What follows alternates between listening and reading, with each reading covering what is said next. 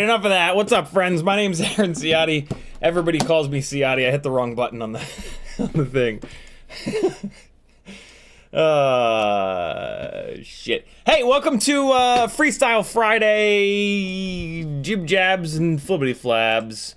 Hold on. I got to cook the chicken.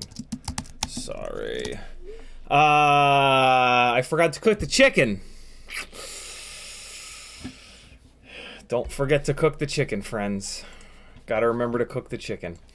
We're gonna be testing a whole bunch of tiny whoop cameras tonight, whether you like it or not. And that little video I was just playing was me, Patrick, and Eva FPV hanging out last night, doing 2 whoops up in the air and the tiny K truck, which was hysterical. And we actually ended up VHBing, double-sided taping, a tiny whoop to the top of the damn thing and driving it FPV. And that was next level. That is what we're going to be doing moving forward. I've got a little camera with VTX here. I'm going to rig this up to run off of BT 2.0. I wish I had a, so this is wired up for a Hummingbird, the Newbie Drone Hummingbird. I wish I had one to hook this up to so that I could go into smart audio and turn the power down as low as it'll go. It does have a button on it, so I'm hoping that I can find this camera. This is from an old Hummingbird. What's the newbie drone less expensive rig called? Hummingbird? Hummingbird. I think it's Hummingbird. Yeah, so this has a button on it. Hopefully I can find the some sort of an instruction manual on Newbie Drone's website to figure out the, you know, Morse code that's required to push the button in the right sequence to get it on the right channel and to the right power setting, so that it doesn't cook. And I also, the big thing I need to do is, and I'm wondering, do any of you guys have one of these tiny K trucks? And if you do you have any 3D printing mastery? I need a little, I want to try to mount it here so that it looks through the windshield and it gets a little bit of the dash and the steering wheel in view. I'm tempted to just like double-sided tape it to the back window here, but the VTX is in the rear and I think it'll overheat. So I think realistically what I need is a little platform. This thing has like realistic looking seats in here. I think I need a little 3D printed platform in here that I can double-side tape down, and then it'll raise the camera up to about here, and then maybe it's like a little platform with a little back, like a little seat, like a little booster seat basically, and then the camera sits in the little booster seat like this. So yeah, that'll be super cool. And then it'll look through the windshield and yeah, man. This thing is so much easier to drive FPV. I don't understand why more, although it is starting to, it's been crashed a lot and it's, it's starting to feel the pain, but it'll be fine. I'm very surprised that more people don't FPV these. I think it's because they bounce around so much. Here in the house on the carpet, it's actually not that bad to drive at FPV, but I'm assuming the ground pounders that they run outside would be way too bouncy all over the place. But yeah, indoors, I'm surprised that more people don't do FPV. It's so much more enjoyable to drive this thing via FPV. All that being said, like 2 days ago, I did see a on an Instagram story. There's a company in Mexico that has 2 sim rigs similar to mine, steering wheel pedals, and they've adapted that steering wheel and pedals to a little, like, I don't know, 1/32 scale maybe F1 car. They have 2 of them. And then they've put DJI in them, and then so they take this to malls, and they have foam pieces that they build a racetrack with, and they charge people to sit in the sim rig, wear DJI, and drive FPV, these 2 little F1 cars around the track. And I was like, man, why? I'm about to do that, yo. Cheers, friends. I'm gonna give myself a stomachache by drinking a bottle of 3 things that my stomach hates: barley, wheat, and hops. What's up, phone? What are you trying to tell me, phone? I don't like beer, but I drink it because it's something to do. I like some beers. I don't like this beer, though. What are you telling me, phone? I don't know what it's telling me. Yeah, so we're going to test a whole bunch of tiny whoop cameras here tonight. I've got both, as you can see by the Pinchcam. Hold on, I got to launch Logitech G-Hub so that the Pinchcam doesn't look like a fucking potato anymore. Ready?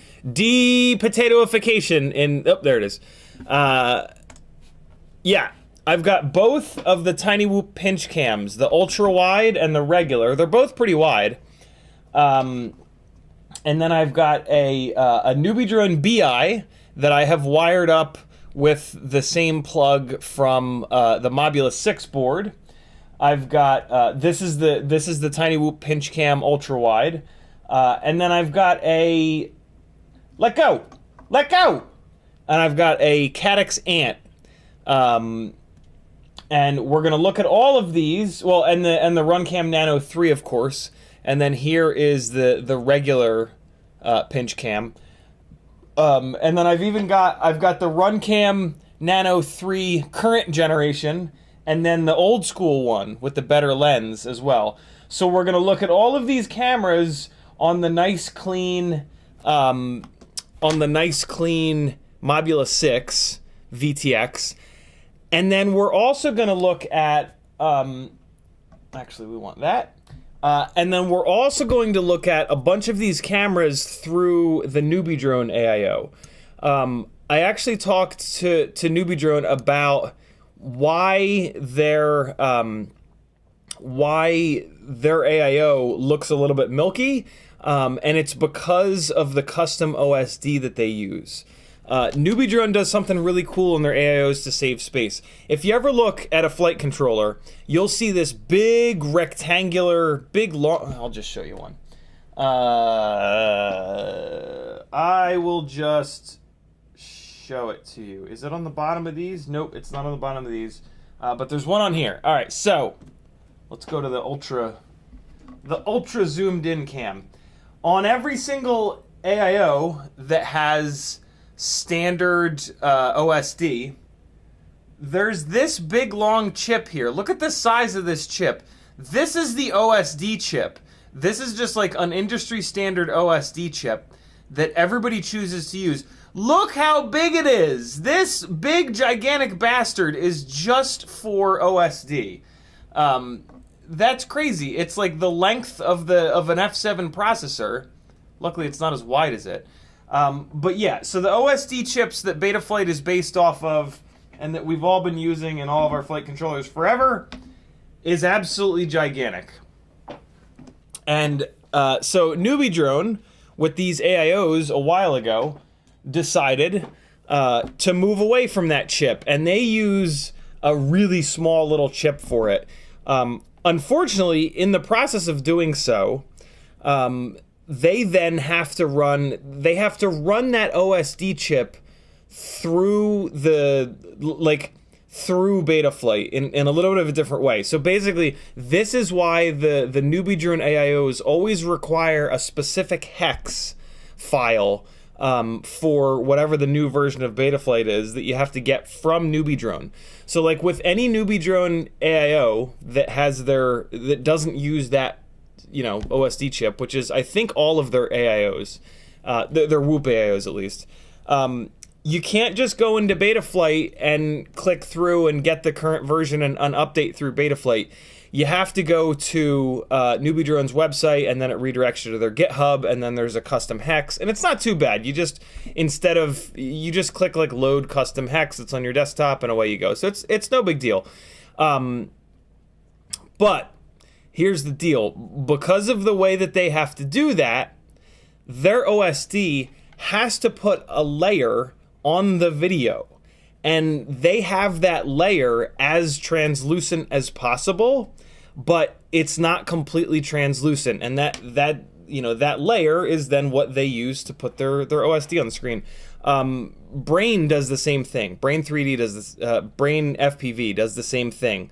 They have their own custom OSD that they use.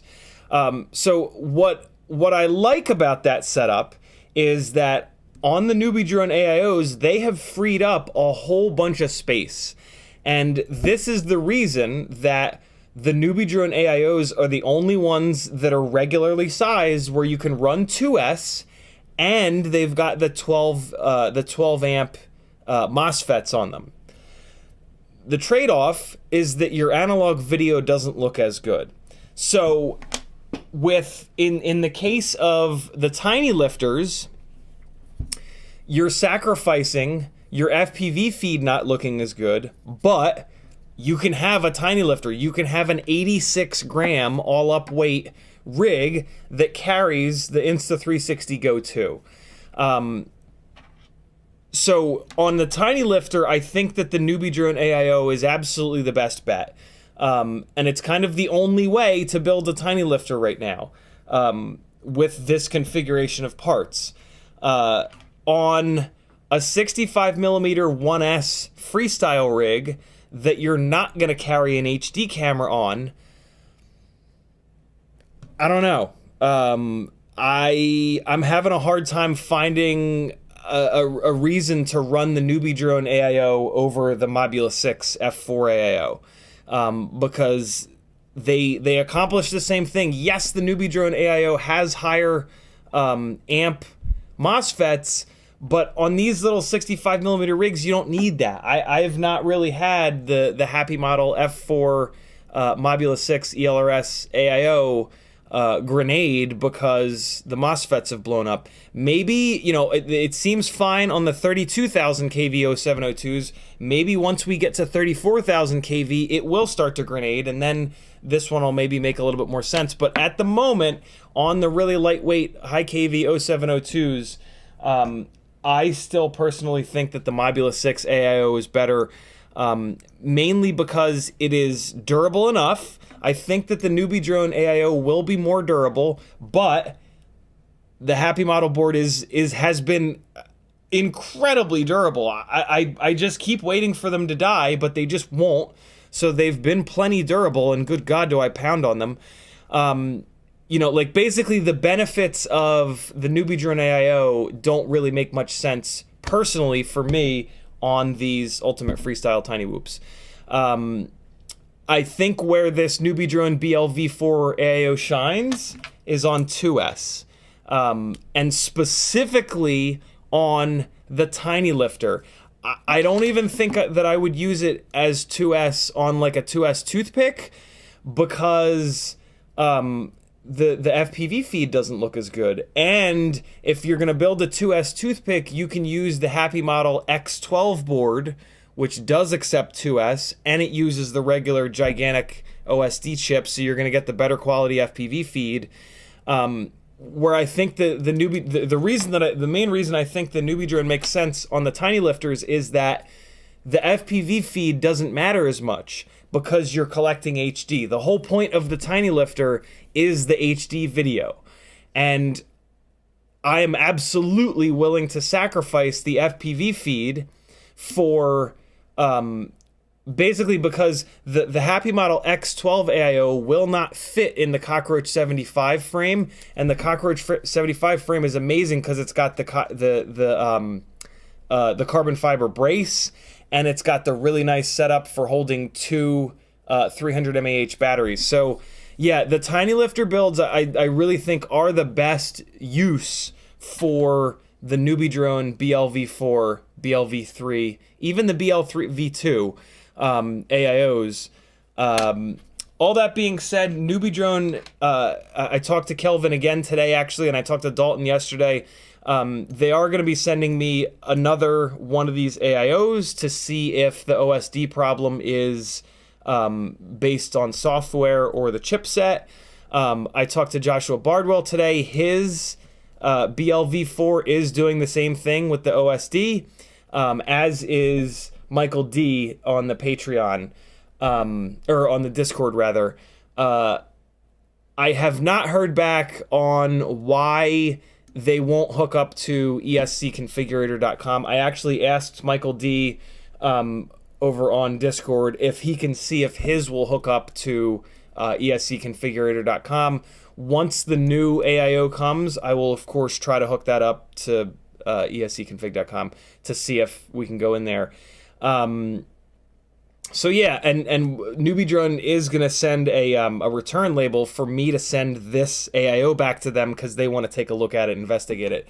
That right there is one of the best things about Newbie Drone, is that they're here in the US, there's no language barrier, and they want to make better products. So Kelvin and I can talk on Facebook Messenger and bounce ideas around and figure out how to fix this issue. With Happy Model, it's a lot more difficult to do that. Jason at Happy Model does speak English, but it's like, oh, here, let me just mail this back to you. I'll talk to you in a month, right? Like, so I'm still in love with Newbie Drone, and they're still dedicated to making better stuff, so please don't bash them. You know, they're making stuff for newer pilots, but they're also making stuff that's better quality, and that's why it costs more. So yeah, it's a different niche. For me, like a pro pilot or whatever the hell I am, I am willing to fly something that I'm not going to get any feedback on, or be able to provide any feedback, right? And something that's a little bit lighter and a little bit cheaper, which is the Happy Model F4 AIO. But I'm not everybody, you know, so I definitely think that there's certainly still a market for the newbie drone stuff. So yeah, this is not me bashing them. This is me, you know, just giving you guys everything that I know.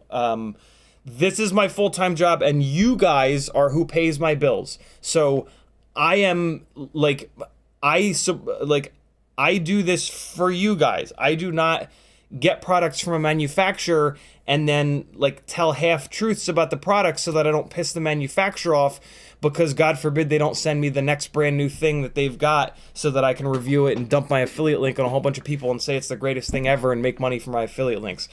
My sort of model, I stole from Joshua Bardwell, which is to rely on you guys to pay the majority of my salary so that I work for you, and everything I do is driven by you guys, and all you guys care about is getting the best possible info and the right info, and info that's not tainted by, you know, me being bought and paid for by X or Y or Z companies. Are there a couple of companies that sponsor me? Absolutely. GemFan, well, they're on the beginning of every single live stream. But every single one of those companies knows good and well that if they produce a shitty product and I get my hands on it, that I'm going to rag on it on the live stream. And they're all cool with that because they want to make better products. The companies that don't want to sponsor me are the ones that don't want people doing that. And they expect you, as a sponsored whatever of theirs, to come out with good reviews. Not all of them. Some companies just haven't contacted me and I haven't contacted. But yeah, the companies that have chosen to sponsor me are okay with me straight up telling them before, you know, the sponsorship starts, like, hey, look, you put out a bad product, I'm going to rag on it. If that's a problem, this relationship ain't going to work. So, yeah, the companies that sponsor me are in it for the right reasons, in my opinion, which is to make good stuff. This is really bitter. I do not like this Sam Adams Boston Lager. I'm going to drink it because God forbid any food or drink ever goes to waste. But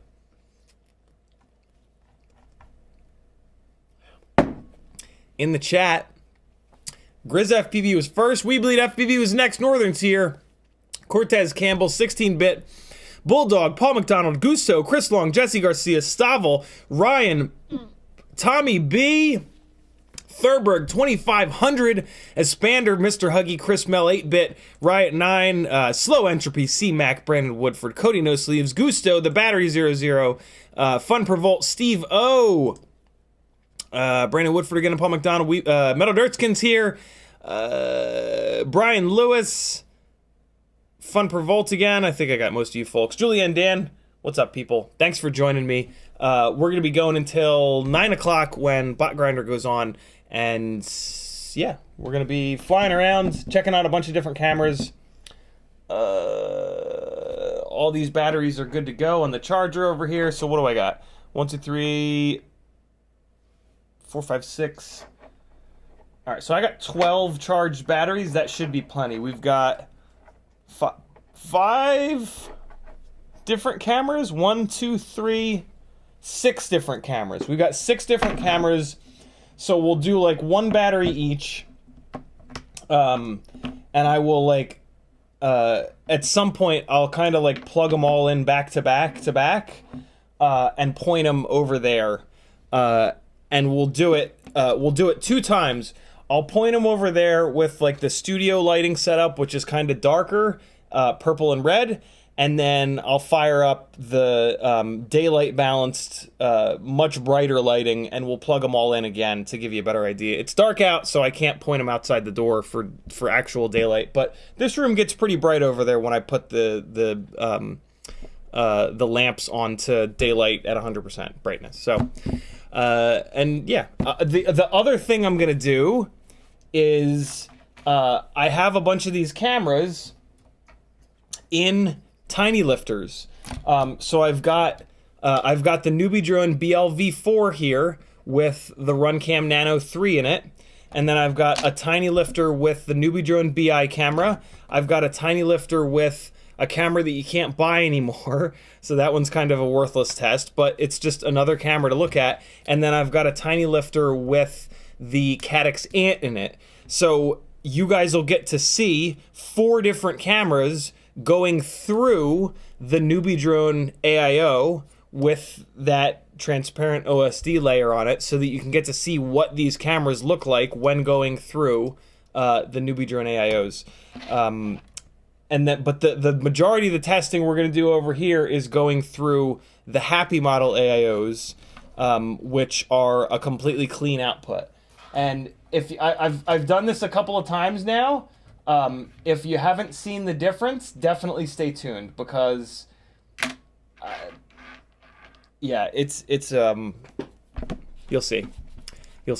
Stick with me. You don't want to miss that. If you want to talk to me in chat, all you got to do is type CiottiFPV. If you do that, it'll light up an orange, and I'll know that you're talking to me. You can do that to each other too. If you want to get somebody's attention in chat, just type their name and spell it right, and it'll light up an orange for them.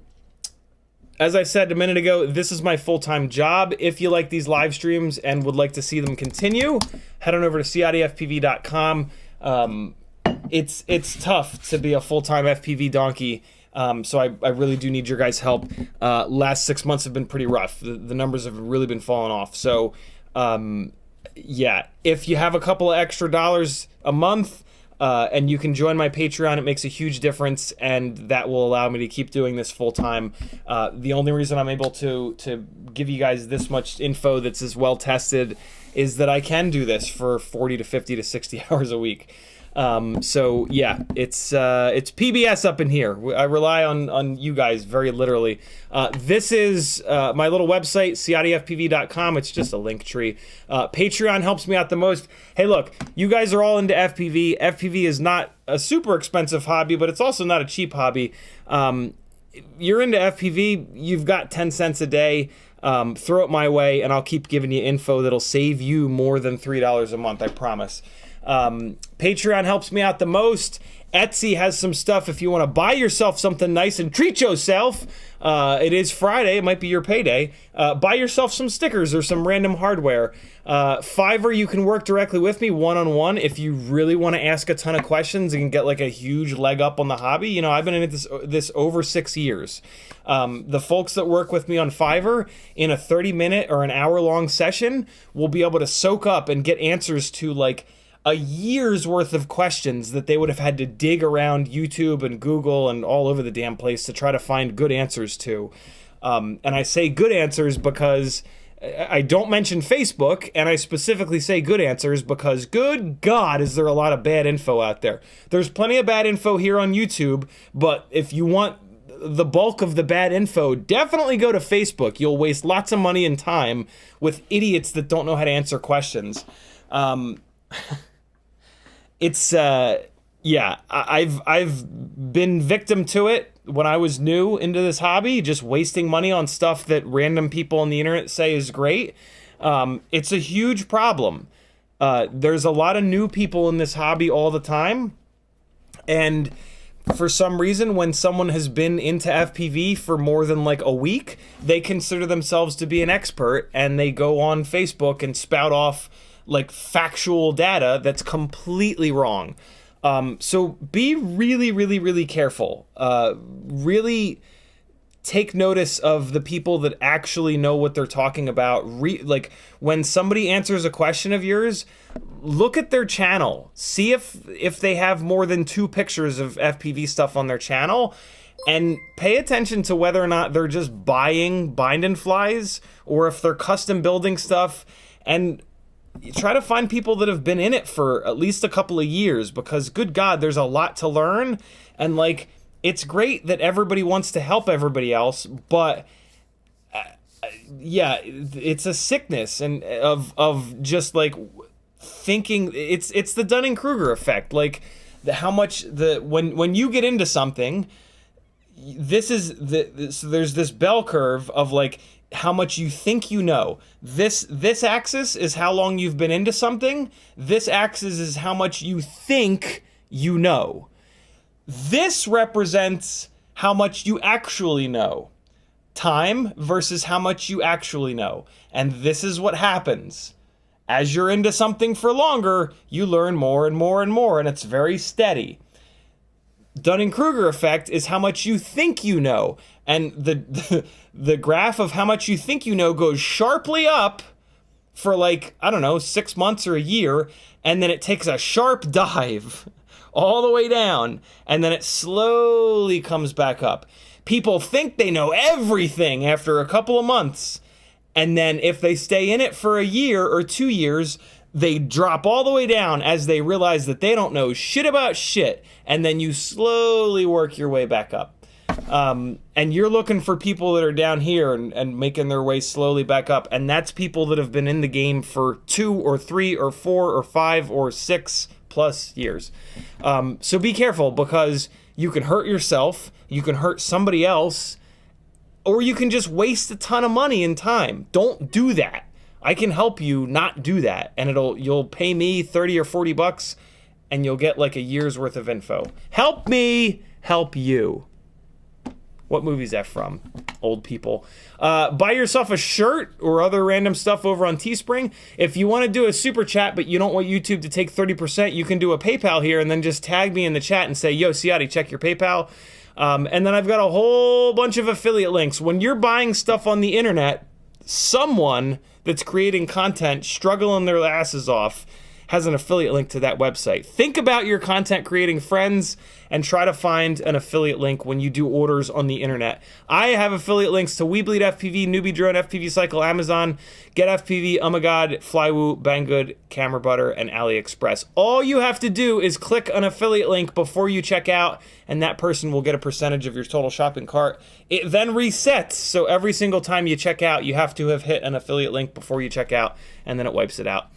That's how it works, my friends. Doesn't affect you in any way, and we make a tiny little kickback, 1 to 5% usually. If enough of you do it, it makes a difference. But to be really honest, I would love to see you over on Patreon. You're going to get your money's worth on Patreon regardless. I have a big-ass YouTube playlist with a ton of videos that are Patreon-specific. You're going to get full access to my Discord channel, which is going to give you the ability to do stuff like renting out a box with every single stick end that exists so that you can actually try all the stick ends to see if you like any better before you waste 30 bucks on ones that just look cool on the internet. Access to 2 different Facebook groups and emails when I live stream, since YouTube's notification system is just useless. So join the Gangly Gang over on Patreon, or I'll starve to death and die. And that'll be on you. Is that direct enough? I monetized this live stream. I won't make any money off of it, but I did. Sorry you had to watch a commercial. I won't hit the button that plays commercials in the middle, though, so, you know, you're good now. In the chat, the folks that have typed CiottiFPV and tagged me so far, GrizzFPV, who said, sup CiottiFPV and Collective, finally have a working phone to listen and watch the stream at work. Very cool. We Bleed FPV says BI for the win. I can't wait to see what a Newbie Drone BI camera looks like going through a Happy Model VTX. Up until, I don't know, like a month ago, I just thought that the Newbie Drone BI cameras were milky. I just thought that they were bad cameras, and they just had like a milky image to them. As it turns out, it's the OSD setup in the AIO. So yeah, I'm looking forward tonight to seeing a BI camera for the first time ever in like full crispy, you know, not milky, I can't think of the word. Northern Tier says, howdy ganglies, howdy sir, took a Runcam split light and combined it with the new Crazy Bee ELRS board using TinyWhoop 802 27,000s, getting some nice footage, and a BT 2.0 connector flies decent. Runcam split light. Runcam split light. That's a FPV HD cam. Very cool. I tried all of those split cams way back when, and I just couldn't deal with the lack of field of view to the on the FPV. Basically, those split cams, what they do is they have an HD sensor in them, and then for the FPV feed, they just crop in on a smaller section of the middle of that HD sensor. So you lose a ton of field of view, and for whatever reason, I could never get used to that. That's why all of the 3-inch ripsqueaks have Runcam hybrids in them, because they've got a separate FPV sensor and a separate HD sensor. Other than that, if you can get used to the lack of field of view, those split cams are actually really good. And to have an all-in-one kind of solution for HD and FPV is great. I'm looking at you, DJI O3. The footage out of the DJI O3 system is just phenomenal. I'm kind of second guessing my choice with my frame to build it for Runcam hybrids. Yeah, I have to well, although not really, because one of the last things that Ryan suggested is adding 20 by 20 holes to the top plate so that we could hang a Runcam Vista off of the top plate. So that will allow you to hang an O3 air unit off the top plate above a either, and Ryan also finally convinced me to put AIO mounting holes on it, so you could do an AIO on the bottom plate and then hang the O3 air unit off the top plate, and then yeah,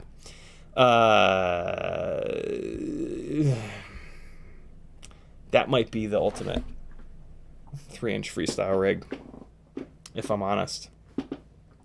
I don't like, oh, you know what? What are we going to do about the battery straps? I guess the battery, if we do battery straps, so I guess we're going to have to change the top plate to have battery strap slots so that we can run the battery straps like that, up over the middle of the top, the same way that you do it in the Glide, basically. I didn't think about that. But yeah, the footage coming out of the O3 DJI system is really good. And you get pretty much that same image in the goggles, which is kind of insane. And you get practically unlimited range, it seems. So yeah, I kind of have to figure out how to get my frame set up for that. Not that my frame will ever come out, because I just don't have time. Sorry. Brandon Woodford says, hey man, what's up? Battery OO says, the pinch wide lens, you would probably be perfect for the tiny truck. That is a really good thought. Yeah, I have flown the ultra wide Pinchcam, and I don't think I'm going to be flying with it. You'll see tonight. It's really, really wide. It's kind of comically wide. So it may very well end up in the Tiny K truck. That would be cool, because I could double-sided tape it to the back window and then just run a little cable down to a VTX in the footwell, and then put a little battery in the footwell. I have a funny feeling that's what the Tiny K is going to be. This little camera and VTX all-in-one is great, because I just plug a battery into it and it's good to go. But yeah, the VTX being on the back of this thing getting really hot makes mounting it kind of a pain. Ooh, good idea, man. Good idea, battery. The battery, sorry. Metal Nerdskin says they ship the tiniest camera in the biggest box. They do. They do. It's a tiny little camera in a big old box. There it is. Whee! You can see it on the inside of the box. It's got a... I guess this is the camera manufacturer's box, or maybe not. I don't know. Jesse's packaging is just my favorite. He packages... He cares, man. He cares, and he makes the packaging look cool. And I appreciate that. But We Bleed FPV says, Northeast IPAs are the best. Oh, I hate IPAs. I hate bitter things, and IPAs tend to be absurdly bitter. Metal Ritson says, it's the Max 7456. What's that? What's a Max 7456 metal? I'm so intrigued that I just Googled it. Oh, is that the OSD chip? Yeah, look at that. That's the OSD chip. Interesting. It probably says it right on it. Yeah, there it is. There's that big bastard. Look at the size of it. Look at how big it is. It's this big. Look, it's this big. It's huge.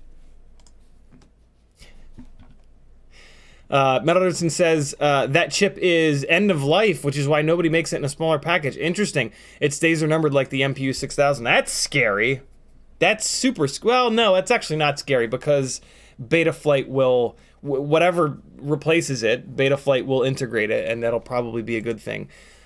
Unless it becomes a situation like with the Acroby boards where it makes the video a little milky. Ooh, I hope not. Michael D says, haven't seen message yet. Give me a couple minutes. I'll check the ESC configurator. Very cool.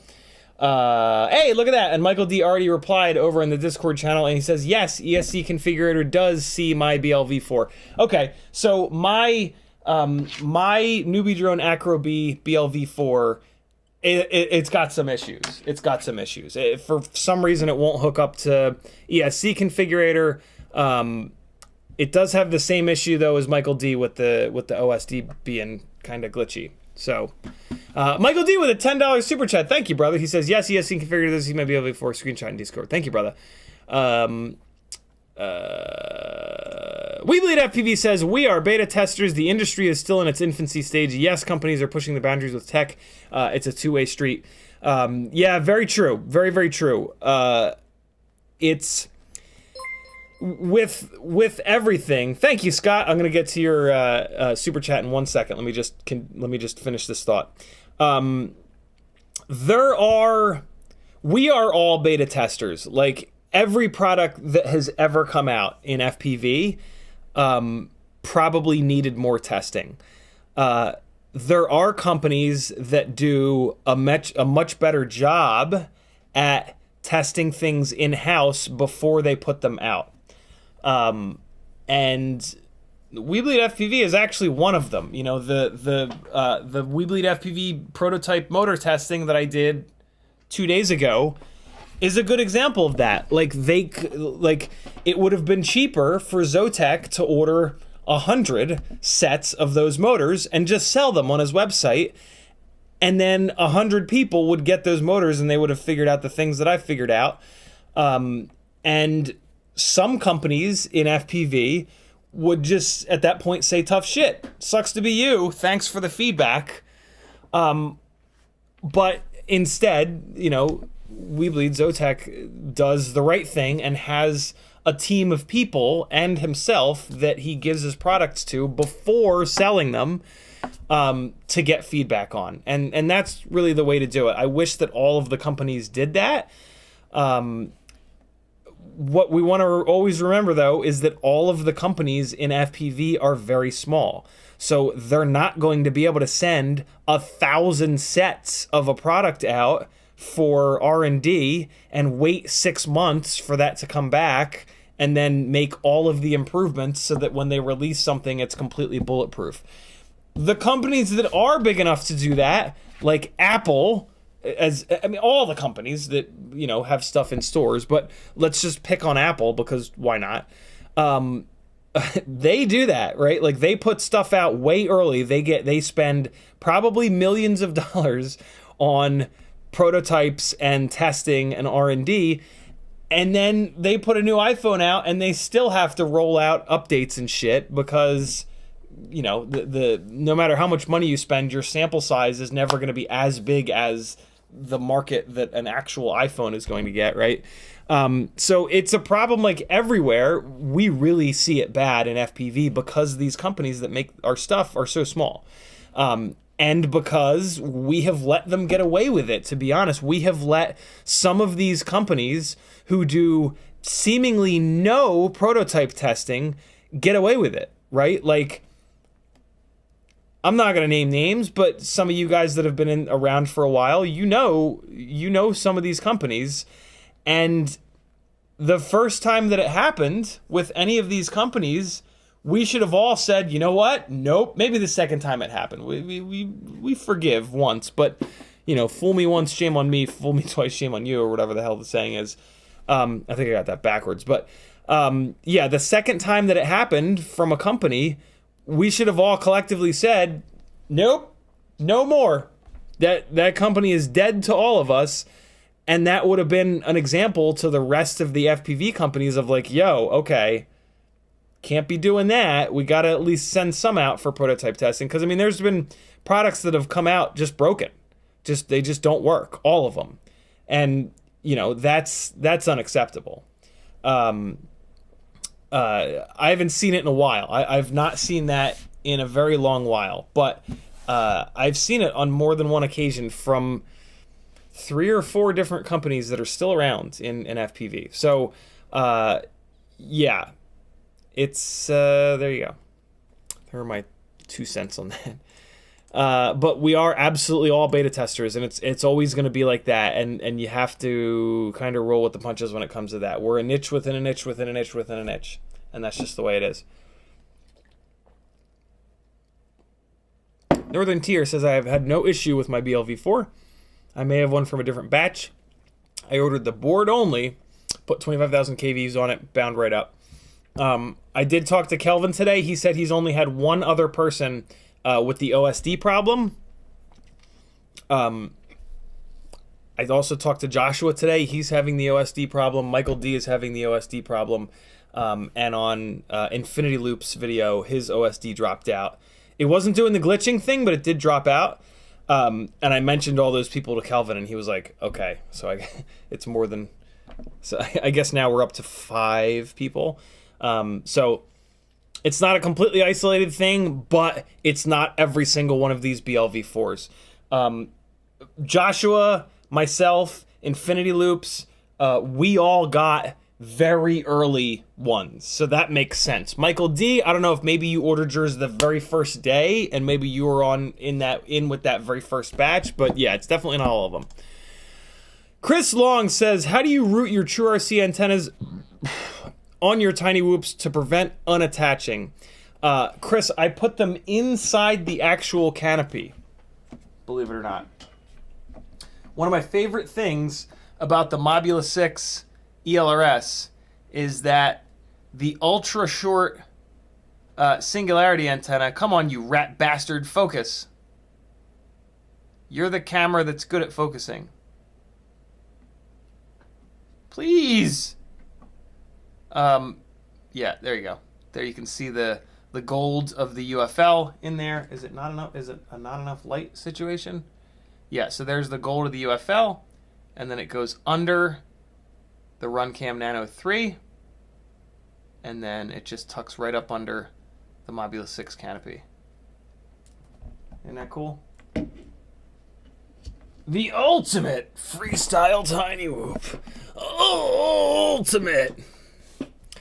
Chris Long says, check your PayPal. Let's get that fired up here. Adam Cable, welcome to the Gangly Gang. Thank you for joining the Patreon, my friend. Scott, I'm not going to wreck your last name. Begins with a P, though. Thank you for joining the Patreon. Welcome to the Gangly Gang, my friend. And then based...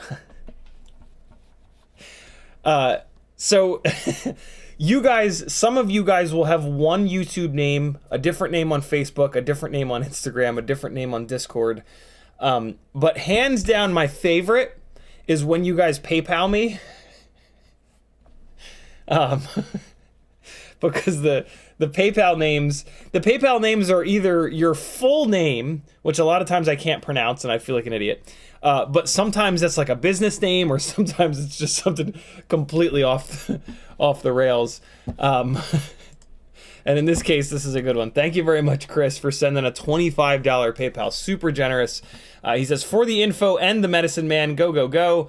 The Medicine Man is the healthcare fund. I'm hoping to make enough money doing full-time FPV things this year to be able to afford some health insurance. I haven't been able to have health insurance since I started doing full-time FPV 2.5 years ago, which is a little scary, to be honest, as a 42-year-old, but I'm in somewhat decent health. Wait, no, I'm only 41, I guess.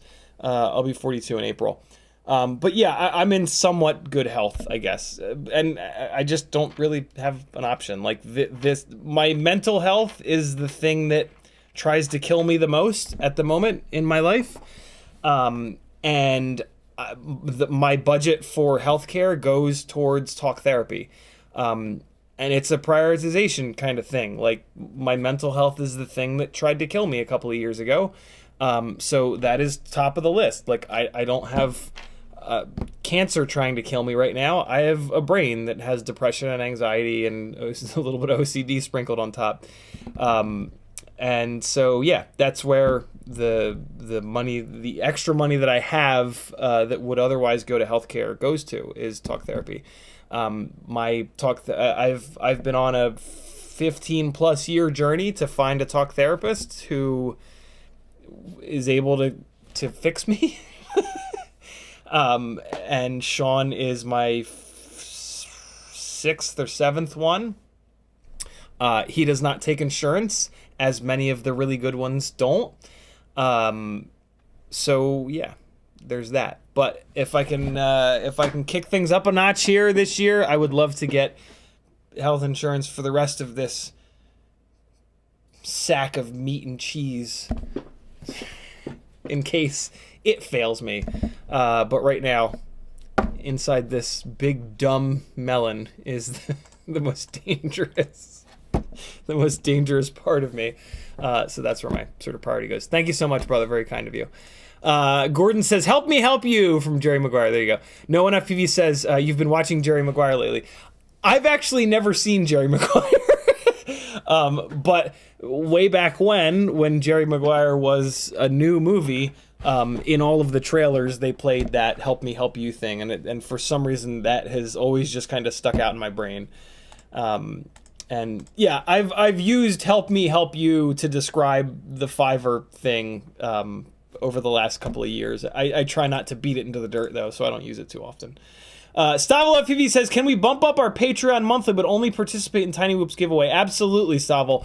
Over on Patreon, you can pick your tier.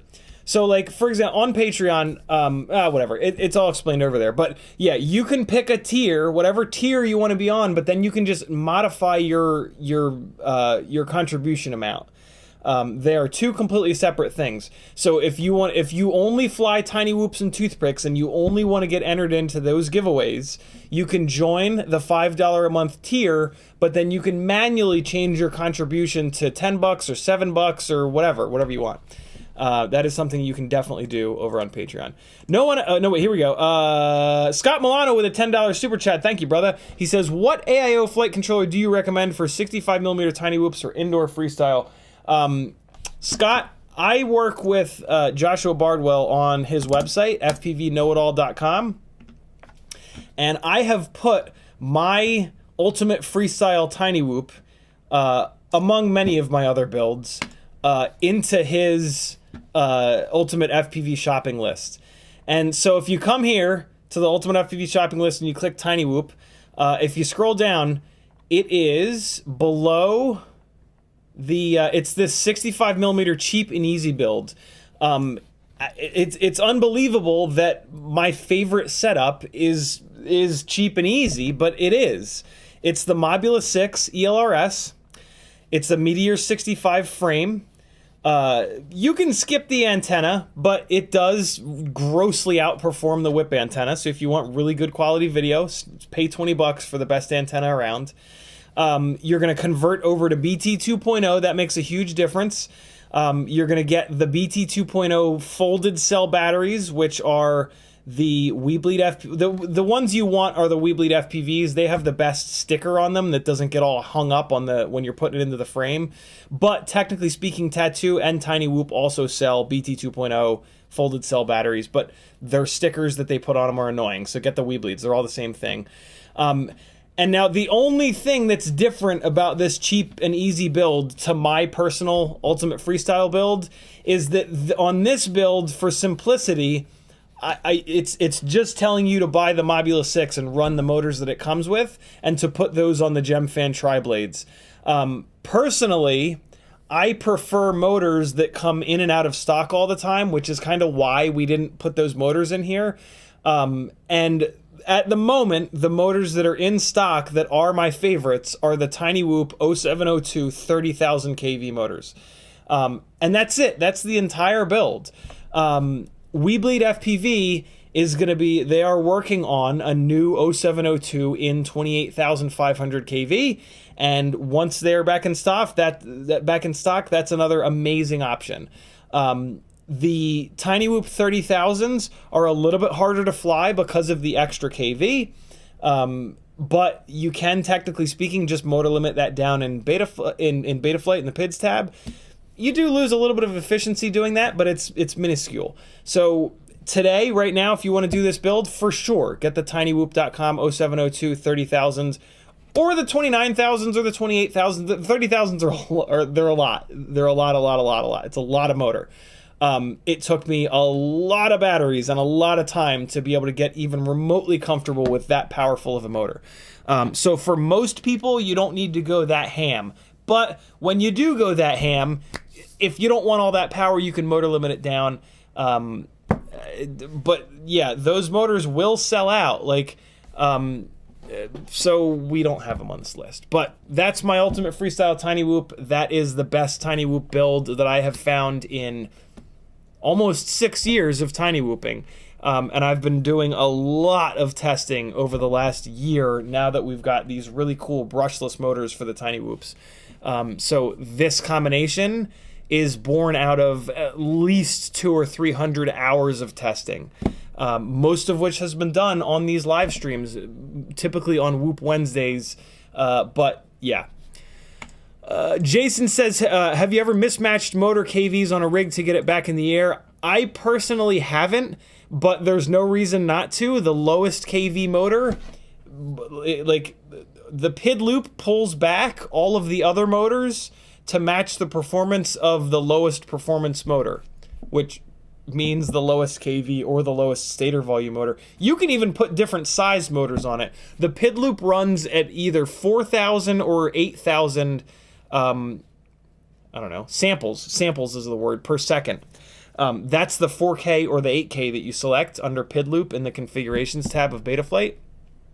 So on the low end, 4,000 times a second, the PID loop is saying like, hey, what's happening? Hey, what's happening? Hey, what's happening? Hey, what's happening? So if you put a tiny little motor and then a bunch of big motors, the PID loop 4,000 times a second is going to be talking to that tiny little motor saying like, hey buddy, what you got going on? Oh, you're at max power? Okay, cool. I'll pull these other guys down to match you. And it's just going to do that over and over and over and over again. So yeah, you can actually pretty grossly mismatch motors or even propellers on a rig, and the PID loop will just magically take care of it. The PID loop is a pretty phenomenal thing. It's pretty wild what it can do, especially when it's tuned properly. Danzo the Turbo says, hey kids, sorry I'm late, how goes it? Adam C says, just became a $3 a month member, bro, thanks for all your work in the hobby. Thank you for supporting me, Adam C. I literally would not be able to do it without people that are willing to spend their hard-earned money on the gangliest of ganglies with big dumb hair. Another dude, thank you guys so much. Kay became a patron. Thank you, Kay. And then I think I missed one from the other night. Hold on. Cody No Sleeves became a Patreon the other day. Welcome to the Gangly Gang, Kay. Welcome to the Gangly Gang, Cody. And I feel like there might actually be another one that I missed. My email is just, it's just a wasteland of pain and suffering. No, I think I'm actually caught up. We're good, man. I gotta get it. I have some emails that I really need to handle.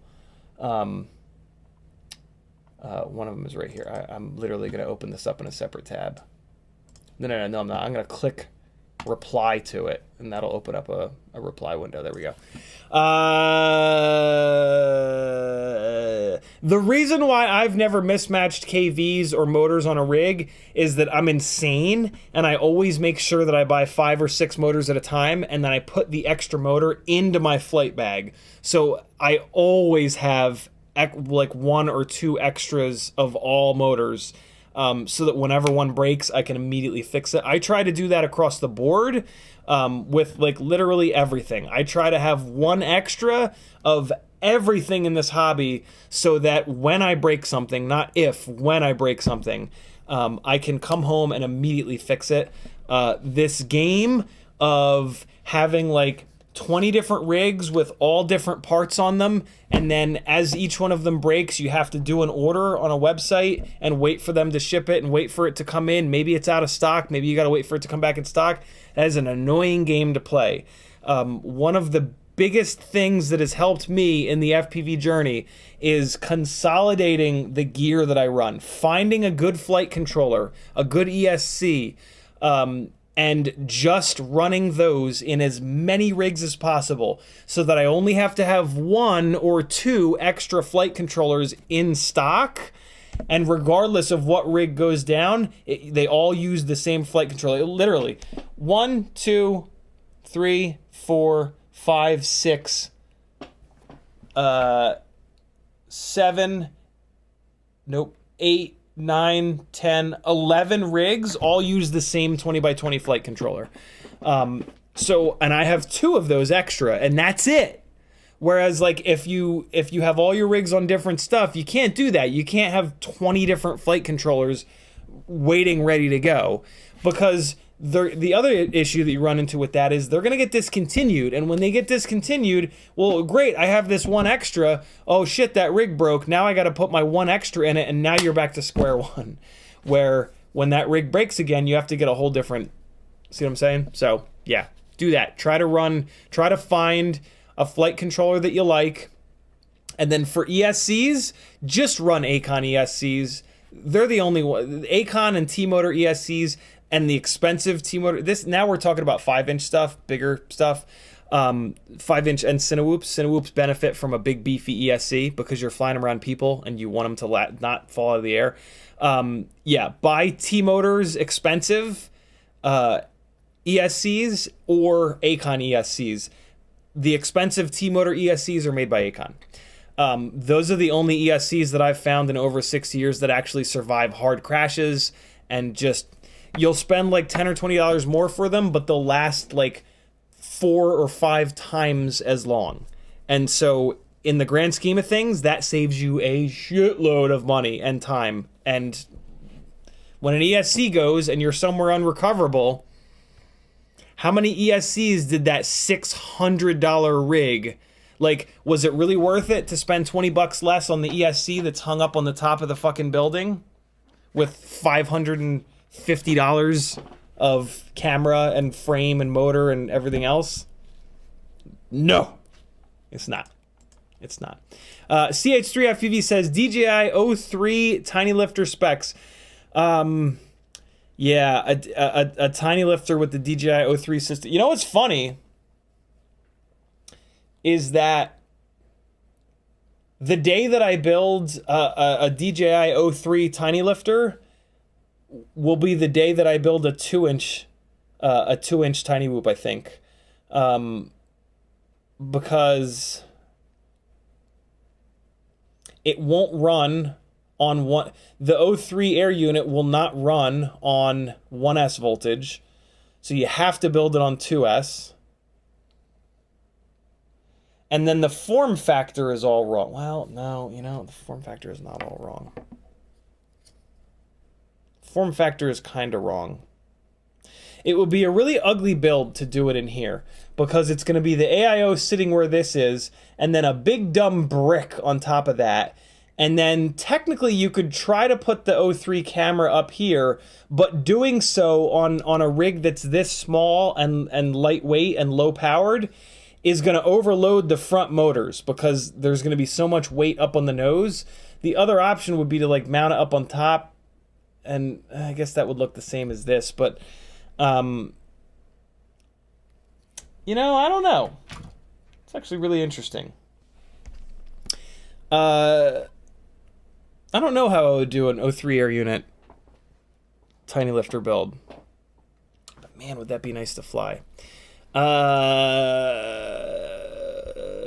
It probably won't be long before someone designs a 3D print file that adapts 25mm AIO mounting to the 20x20 air unit mounting and then has some sort of a camera mounting system up top. And if there's a file that already exists, I'll just bug one of you guys to print it, and then I'll probably go down that road. But I mean, that's a personally, that's a very expensive tiny whoop, because I'll have to buy the guy. I don't really have any plans of moving to that system because it's awful expensive. But I don't know. We'll see. We'll see what happens. If the live stream bicycle crit cycling stuff wants 1080, and if there's a way to output into HDMI from the O3 system, which there is not currently, I would try to get them to pay for it, because I can't afford it. But we'll see. We will see. Let's start testing cameras, yo. Let me rip through these. Chat comments to get caught up where I'm tagged. Michael D says, on a tag note, have you seen? Side note, have you seen the DJI Avata clone, the iFlight Defender 25? I have. It's got the stupidest ducts ever. And just like the Avata, they're not ducts at all. They're just, yeah. Somebody's gonna get hurt. Well, I mean, the Asian actor in the Netflix show just got hurt from a rig that I suspect did not have proper prop guards. It probably just had the stupid little, Avata style. Sorry, ducts. If you're man, it's gonna fuck it up for all of us. I've been saying this for the last year. It's gonna fuck it up for all of us. These non-existent prop guards now on these Cinewhoops are gonna hurt someone, and it's gonna really ruin it for all of us. And yeah, it's really frustrating. It's really, really, really frustrating. And I get it. Cinewhoops fly horrible when they have big, thick ducts on them. But the whole point of a Cinewhoop is to fly around people. And we can't be hurting people because that will kill us. So suck it up, Buttercup, and fly the fucking rig and learn how to fly, and fly the rig that flies like shit but is safe so that you don't ruin it for everyone. But that's just my opinion. What do I know? Can you tell I'm, like, it really makes me angry. Michael D says, I plan on supporting a support ticket this weekend. Nubidrone ordered directly from them. Very cool. Thank you for doing that. Tuner Taxi says, what's up? Chris Long says, Keku. Tuner Taxi says, any chance you can do a quick rundown of turning OSD on and off? So there's a super easy way to do it. In the modes tab with all of your modes, there's a mode that says OSD disable. That's the easiest way to do it. You put it on a switch, turn it on. When you turn OSD disable on, it turns off your OSD. So yeah, if you put it on a 3-position switch, wherever you put your little brackets to activate that mode, that's going to turn the OSD off. And you can piggyback that. Like I have it piggybacked on a switch here that's right above my throttle, so that when I flip this switch, this is my panic switch. This switch triggers horizon mode when it's all the way up and the OSD is on.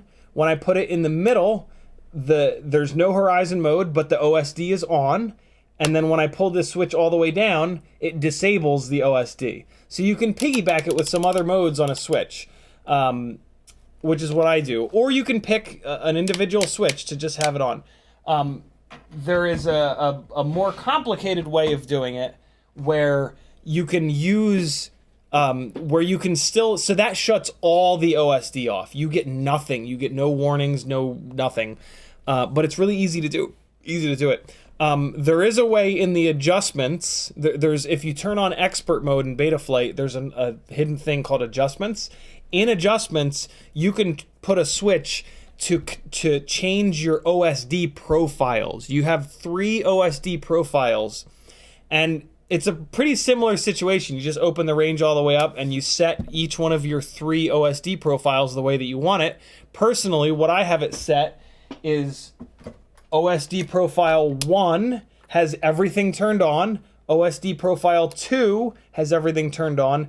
OSD Profile 3 has only warnings. So at the very end of the battery, I have clean OSD, and then at the very end of the battery life, it'll pop up a warning that says low battery, so I know to come home.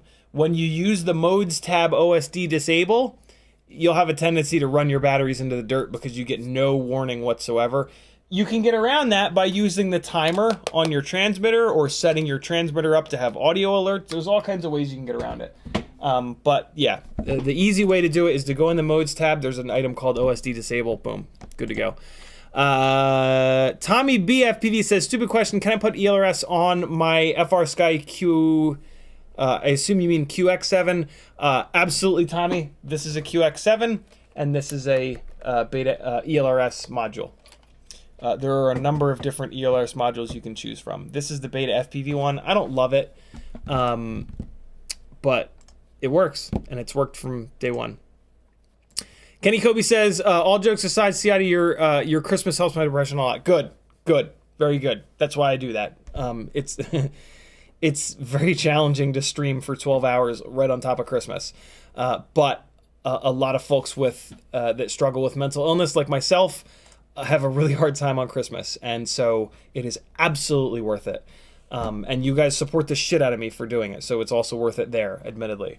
Financially, the Christmas 12-hour stream really helps me get through the Christmas season and most of January here, because it's slow for content creators and freelancers right around this time. So I am financially motivated to do it, but to be honest, the original reason that I did it was to give you guys that are away from your family on Christmas, or Christmas is a bad time for you because mental illness has a tendency to do that, somewhere to be, a friendly face, a friendly voice, someone to hang out with for a big ass chunk of time on one of the hardest days of the year.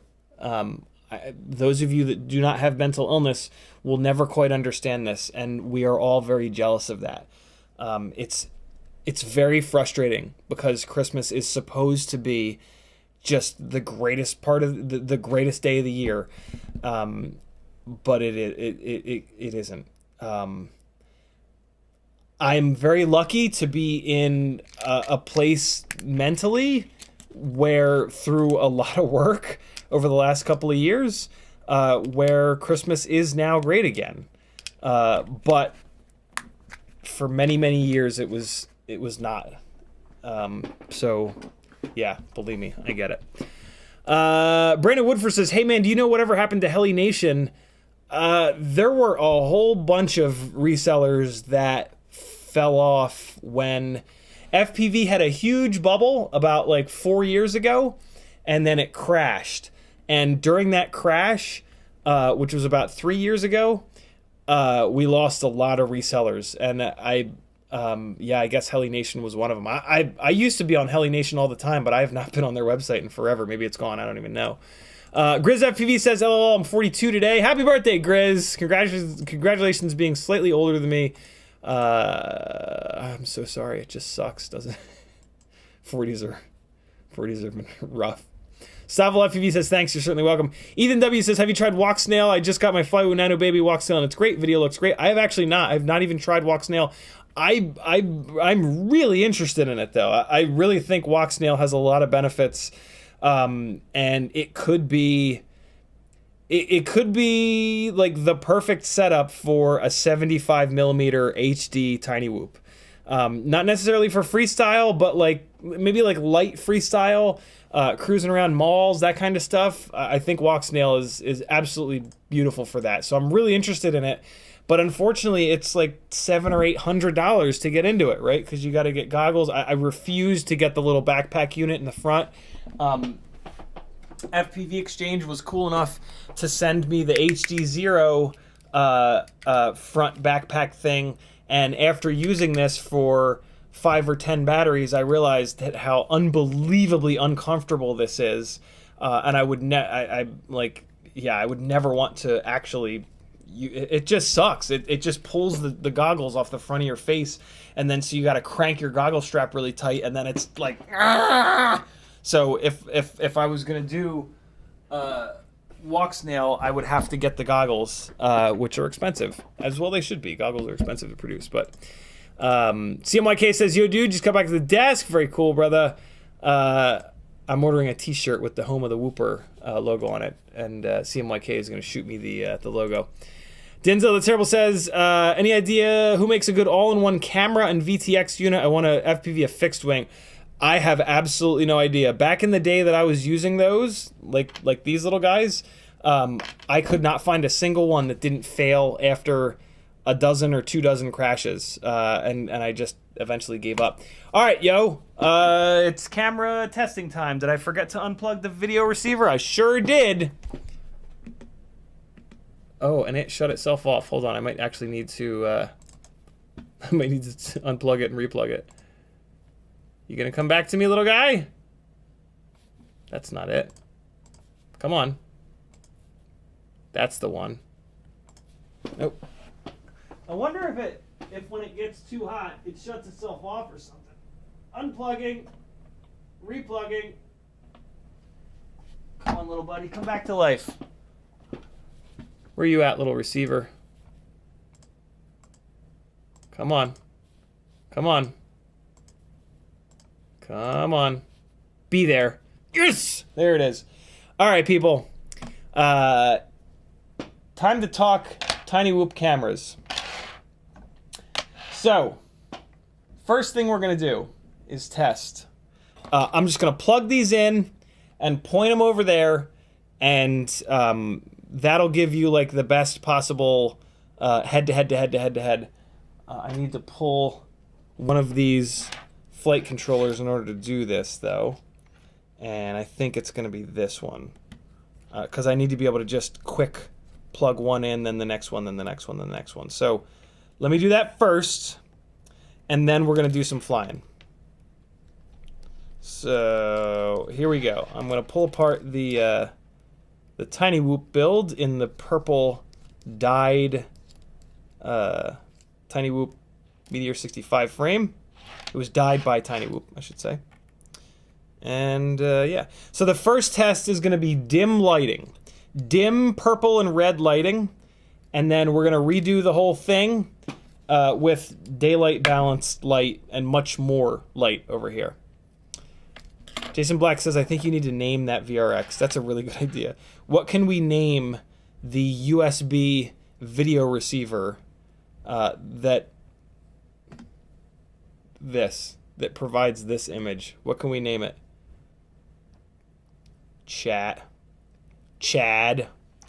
Oh God. I lost a rubber grommet.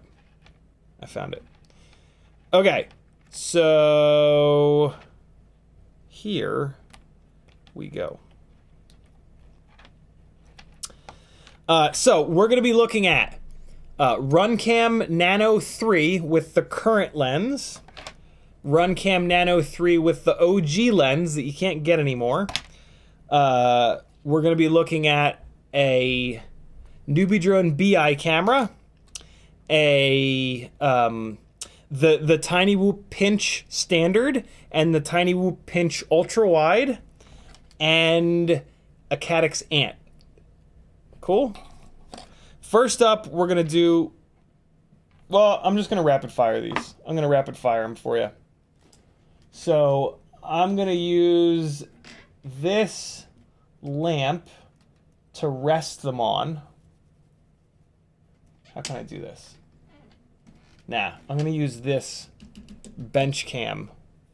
So I'm going to rest the Tiny Whoop on top of the bench cam, and that'll let me kind of like line it up a little bit, right? Okay, yeah, no, I'll put it on the front here. All right, yeah, so that'll let me line it up, and that'll give you guys an idea of field of view and then just like clarity.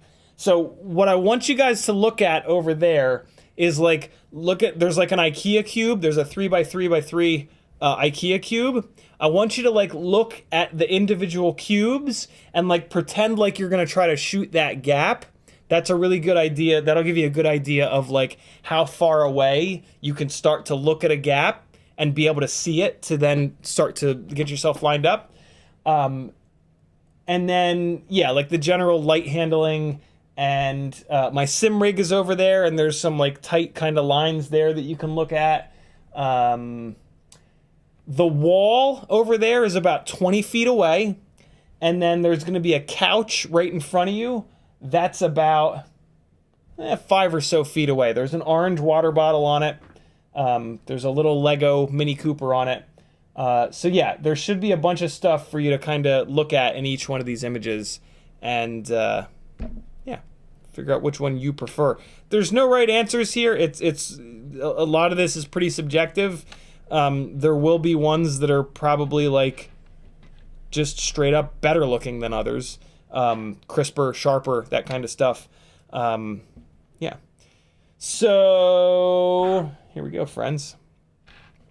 Let's go Runcam Nano with the impossible old school lens first, and then we'll get into the cameras that you can actually buy. And I'm just taking a quick look to make sure all of the lenses are clean.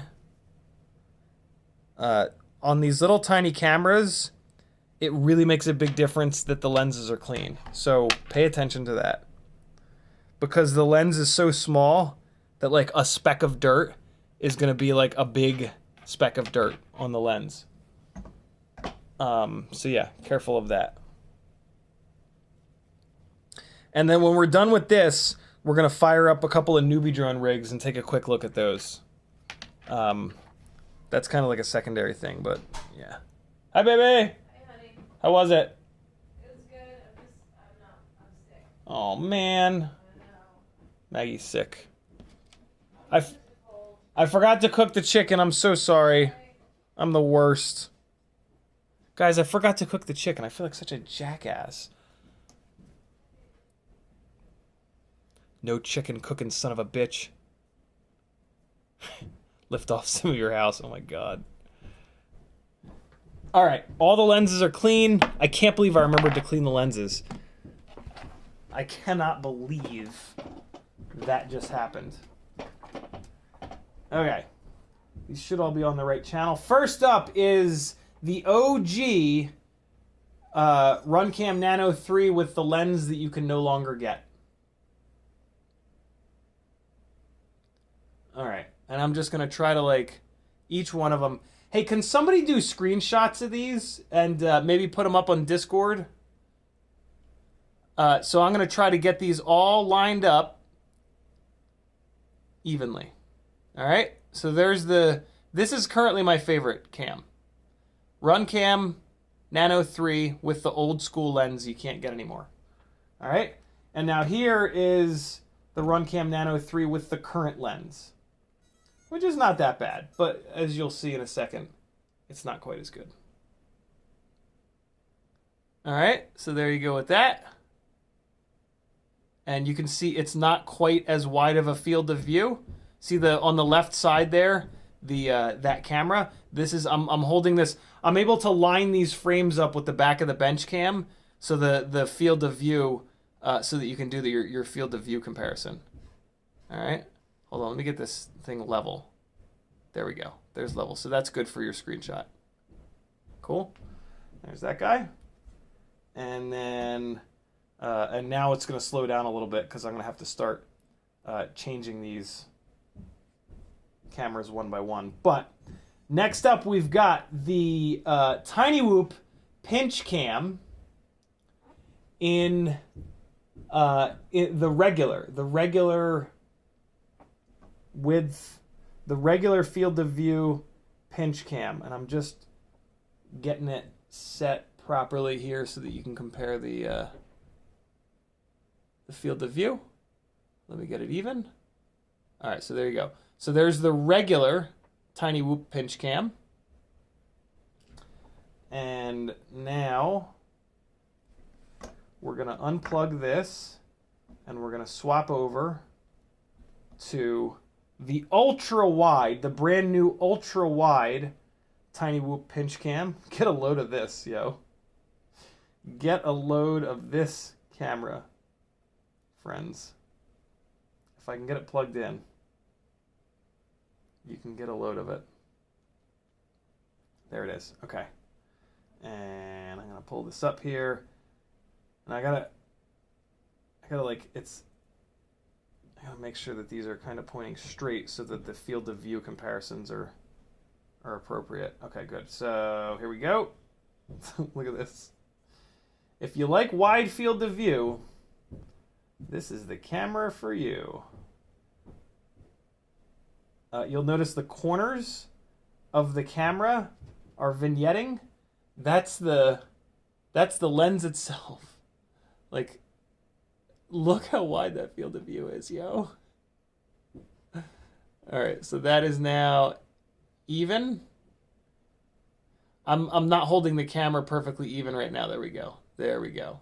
Because I don't have the camera screwed down to the mount, so the left and right rotation is going to be a little bit off on these.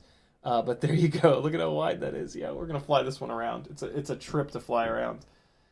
All right, so there's the Tiny Whoop Pinch Ultra Wide.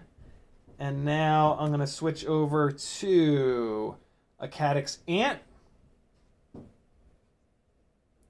And now, I haven't really flown the Caddx Ant a lot, but what I do remember is that it doesn't handle low light quite as well. So we're going to see, it should struggle right now, but once I turn these lights on full blast for our next test, it should kind of come alive and be a little bit better. But yeah, for right now, it might not be all that impressive, but just hang on. Okay, I'm going to make sure it's somewhat even in the frame. Okay, there we go. And so there's the, oh wow, it's actually not too bad at all. So there you go with that. Caddx Ant. Light. And last but not least, hopefully, is the Newbie Drone BI. I'm actually really excited to see this. This is the first time I'm going to see a Newbie Drone BI camera not milky. I have a feeling it's going to be good. Apparently these are very wide field of view. All right, that's in there. And powering it up. Let me hold it in the frame in a way that it will be somewhat straight. Come on now, little buddy. There we go. Okay. So that is somewhat straight in the frame. Oh, it just shifted. Hold on. There we go. Straight in the frame. And, oh, what? Or not. Did I might have bridged the contacts when I soldered it up. I have a feeling that I might have bridged the contacts when I soldered it in. Let me try plugging it in one more time. Damn it! Please, I want to see it. Farts! Well, so much for that.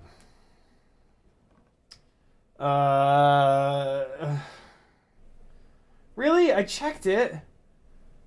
It was bridged, and then I unbridged it. And I was like, all right, it's good. Everything's good. Hold on. See if I can really quickly fix it. Because, God, I want to see this. I've heard such good things. And I've never understood why people said good things about them, because they were always so milky to me. But it's because I was always running them through the Newbie Drone AIO. Hold on. I gotta look at this under a 5x loop. Let's see. No, it looks fine. What? Power, ground, video. What the hell?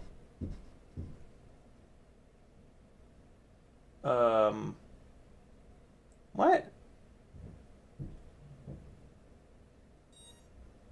It's completely fine. What? What's the deal? Hold on, let me look again. I mean, I guess I could have, accidentally touched a component and cooked it, but I was pretty careful. Oh, man. Oh, yeah, it's fine. 5 volt to 5 volt. Ground to ground. Video to video. Well, it wasn't meant to be. Friends. That sucks. I have another one, but I don't want to make you guys sit here and watch me solder it up because we don't really have enough time. It's 8:30 already. So, damn. What? What is happening? Really? Why? It looks fine. There's a missing component. Where'd it go? Shit. Let me grab another one and see if that same... there's two pads that look like they're supposed to have a like a little capacitor on them, and it's not there. So maybe I accidentally knocked it off. Let me take a quick look. Hold on. It's right next to... Oh man, this one's different. This one's totally different. Balls. Denzel the Terrible says, screenshots in Discord. Thank you so much, brother. Super, super, super helpful. I guess I don't have another one. Well, here's one. I thought I had one that was outside of the canopy, but that's this one that I was working on. Where'd that 5X loop go? There it is. It's here, and it's those two little pads. Where are they again? Okay, so they're right next to the little jibby jabbies. Yeah, no, these are different. So this one that I guess I ruined is from the BLV4, and the layout on the back is somewhat similar, but definitely a little different. And I was really looking forward to trying this one. I thought like maybe it would be even better, but I might have ruined it. These are really small. These are really tough to solder too. They're very, very, very small. And yeah, I think I might have broken it. Man, come on now. Really? And these guys are screwed into the canopies, and they've got a ton of liquid electric tape all over them. And these are both different.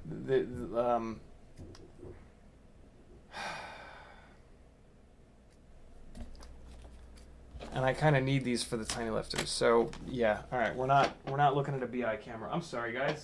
I was really looking forward to that. Should I plug it in one more time to see if it magically comes back to life? Or I wonder if there's another. Wish we knew what the hell these components were and could like replace them. But man, that is small. That is the tiniest little capacitor on Earth.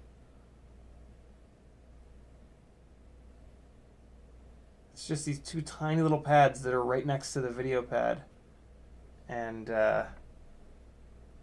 yeah, sometimes they do that. Sometimes they'll leave. Sometimes there will be naked pads that look like there's supposed to be a component there, but there's actually not. But yeah, it's right next to where I was soldering. No, you know what? I wasn't soldering. I never brought the soldering iron onto the front of this thing. I only had the soldering iron on the back of it. Although I guess it could have gotten so hot because the board is small that it just fell off. There's nothing on the table. God damn it. Plug it in one more time, just to be sure. Once more with feeling. Let's make sure it's plugged all the way in. And let's see real quick. Maybe it'll be there for us. Come on, be there. Be there. Be there. Be there. Nope. I broke it. All right, well, such is life. So now I'm going to fire up these lights to throw some more light in this room and show you guys these 3 cameras again. 5 cameras again. And then we'll fly them around a little bit. So we're going to go to basement daylight. And let's do it again real quick. First up is the impossible old school Runcam Nano 3 with the OG better lens. All right, and lined up on there. Let's get it even. Okay, there you go. There's that. And then we've got the Runcam Nano 3 with the current generation lens, which can we all agree does not look bad? I really don't think it does. Come on back. There it is. There it is even. Stop dropping out like that. There you go. And then we've got, put these guys aside. Okay, I gotta hook one of these up.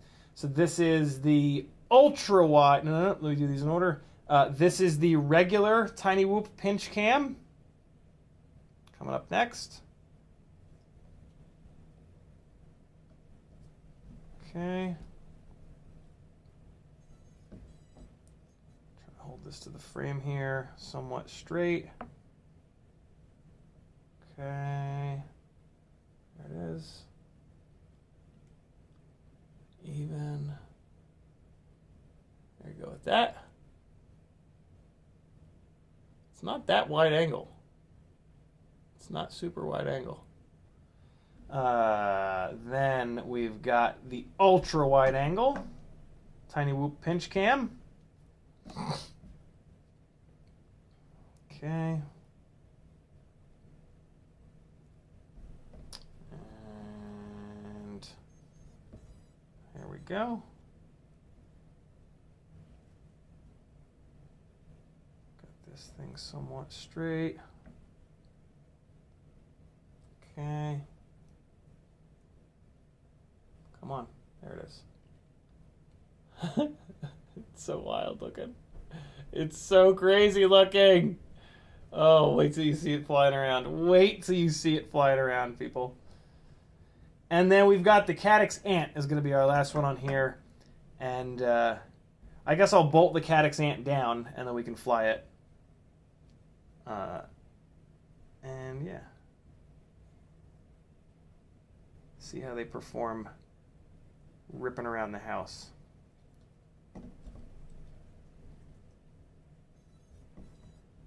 Should see the wiring on the Caddx Ant. It's a hot goddamn mess. Okay. Here's the Ant. And even point it down a little bit. Even it up. There you go. Look at that green tint on the Caddx Ant. That's interesting. So there you guys go. There are the, other than the BI, which I ruined like a donkey, there are the lightest weight of the FPV cams that realistically you would put into a Tiny Whoop. There are other cameras out there. I do have a Runcam Nano, I'm sorry, a Runcam, what the hell is it? Nano 4 here, but man, it's awful heavy. This lens is gigantic and it's like a full gram heavier, so I don't really see a point. Oh, hold on. Let me give you guys the newbie drone cameras real quick. I'm just gonna kind of half-ass this because it's yeah, kind of is what it is. But here is the Runcam Nano 4 with the current generation lens through the newbie drone board, and I'm not gonna hold these in the same spot. I'm just gonna like kind of roughly point them over towards the wall for you. All right, there you go. OSD is going bananas. Now, you know what? I'll put them on this. I'll put them in the right spot. Put them in the right spot. There you go. That's the Runcam Nano 4. And next up, we've got, I need 2 batteries for this. Next up, we've got the, which one is this? This is the Caddx Ant Lite through the Newbie Drone AIO. This is on a Newbie Drone BLV4. Let's even that up. All right. This frame is a little bit harder to line up. There you go. And then we've got, I'm not going to fly these rigs around. Next up we've got the, this is a camera that you can't buy anymore. It's similar to the 123. I don't know. It was made by like LDARC. I don't know. You can't get it anymore, but it's kind of a stupid test, but whatever. There you go. Okay. There's that one. It's the 95C, I think it is. Hold on, let me look at the, it's silkscreen on the back. I just gotta be able to see it with the freaking loop. Yeah, 99C. 99, I think it's 199C version 2.0. All I can see is 99C version 2.0. But I think there's a 1 in front of that. It's just obscured by the way that it's being mounted. And here's a Newbie Drone BI. You'll get to see the BI camera, just not. Oh nope, never mind. The world's out to get us. This rig is powered by PH 2.0, and I don't have any of those batteries here. So I put Newbie Drone BI in the title of the stream, and I lied. I apologize, friends. I gotta take that out of the title of the stream. God damn it. Nano 3 versus yeah, I'll just take it all the way out. Nano 3 versus Caddx Ant. Okay, there we go. Now I'm not lying. All right, people. We are going to really quickly get this guy bolted down with the Caddx Ant. I'm actually really looking forward to flying the Caddx Ant around because I've only ever had it on 75mm rigs, and they don't fly very good. So this will be kind of cool because this rig flies awesome. And I've heard really good things about this camera. What do you guys think was the best camera? Drop it in chat. There's Tiny Whoop Pinch Normal, Tiny Whoop Pinch Ultra Wide, Caddx Ant, Runcam Nano Old Lens, Runcam Nano 3 New Lens. What do you guys think is the best?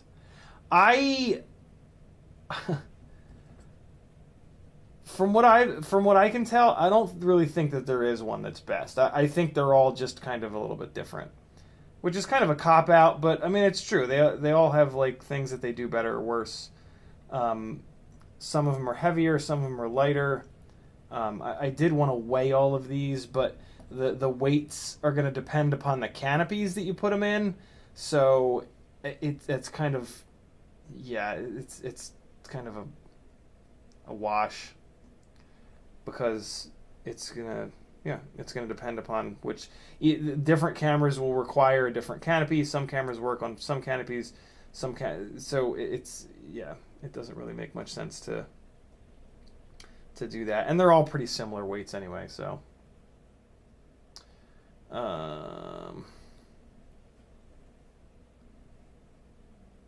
this antenna is being a real pain in the ass on this with this canopy.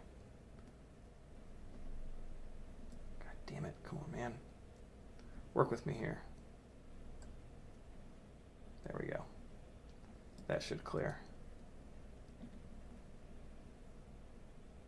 And yeah, this one's going to be a little janky, but it's whatever. It's fine.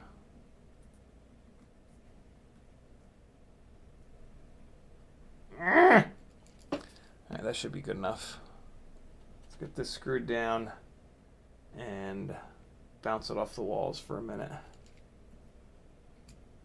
I don't even know what these canopies are anymore. There was a time that I knew what each of these canopies was, but that time is long gone. Most of these are happy model canopies, though. Except for the obvious newbie drone canopy, of course. Okay. Happy model has an unbelievable number of different tiny whoop canopies. It's kind of crazy. Oh, these screws don't even catch the they don't even catch the canopy. Can't use these. Good to know. Bulldog has 3 pinch cams on 3 different whoops, but the Runcam Nano with current lens looked the best to me as far as picture quality. Makes me wonder. Interesting. The yeah, I don't know. Cameras tend to be like a personal preference kind of thing. I think a lot more often though, your favorite camera is whichever one you bought most recently. Which, I mean, that's fine. Like, there's not one that's like, oh my god, it's so bad. You know, so like, whatever. Don't torture yourself for wanting to love the thing that you just spent money on. That's human nature. I'm no different. I have a hard time separating that out myself. Okay, almost there. There's a little tiny fruit fly that is just like hanging out right now. He's crawling all over my fingers. He's crawling on the workbench. He was just on the tiny whoop. You want to come for a ride, little buddy? You're going to hate it. All right.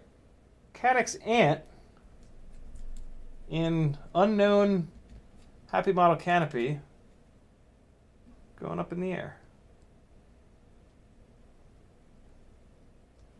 A little bit of tension here. I want to get rid of it in case for when I crash, I should say. And I'm just going to tuck these ugly little leads in here. There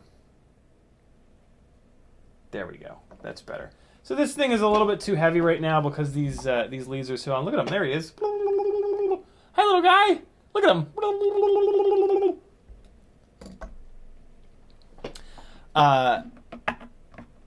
No need to kill him. You know? A lot of times, like, your first instinct when that happens is just like, and just destroy it. But, like, why? Like, with a mosquito, I get it. But, like, these little fruit flies, man, they ain't doing nothing. Let them live. They're not gonna bite you. I mean, yeah, they're gonna, like, walk around and poop and track poop around the house. But it's only a little bit, you know? Let them live. They're all right. You can go a little bit less up tilt on this, which is a guess that I'm taking. I guess on the up tilt by how much of the ducts are in view here in the corners. But different fields of view change that, and like the canopy can actually change that. How high the camera is mounted in the canopy can change that. So yeah, that's a tough one. Jesse Garcia wants a weight on that fruit fly. All right, yo, influencer. Here we go.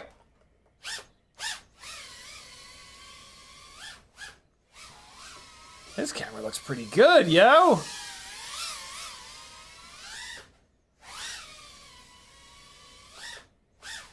Which rig is this? Hold on. Let me see which rig this is, just to give you guys an idea of what motors are up in the air. So Gemfan biblades on Tiny Whoop 0702 30,000s. And again, this rig is a little heavy right now. This is a heavy canopy, and this is a heavy camera. This is the version of the Ant Light that has the screw mounting on the sides, which is why it's a little bit heavier. You can get a lighter version of this camera.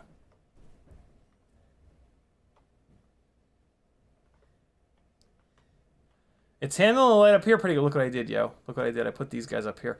I wanted to make sure I didn't knock this light off.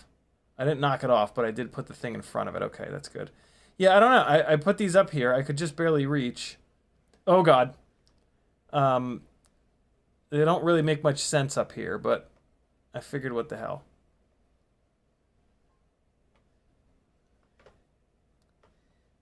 This camera looks nice, man. I thought it didn't handle low light, but seems fine. Oh. Let's get that OSD back on. There we go. 3.5. We're going to wrap it up here in a second. Oh, God. Oh, boy. Oh, boy. I'm in with the utensils. Oh, man. I'm going to give it a second. Maybe Maggie will help me. Oh, no. Just getting deeper. Walk of shame! Walk of shame. Don't crash in with the utensils.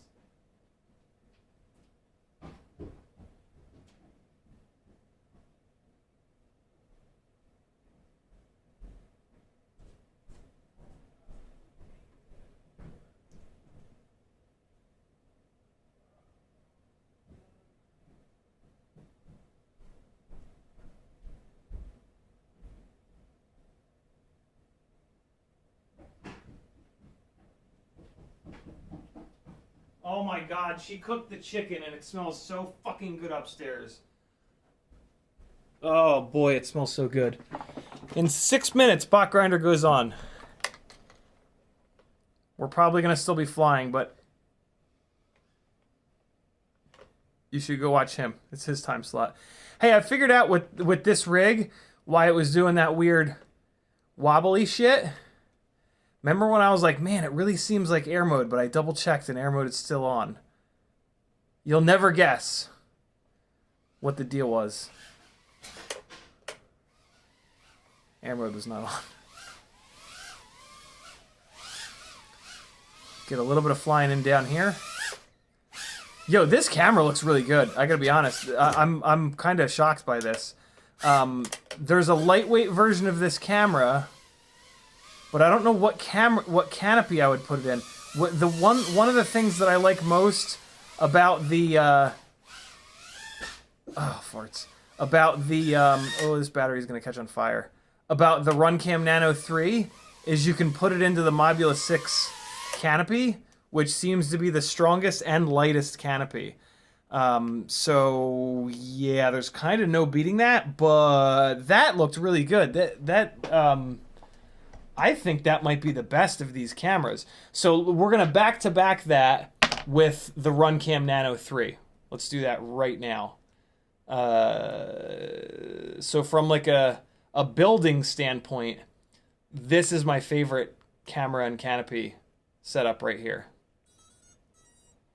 This rig is on TinyWhoop 0603 26,000 kV motors.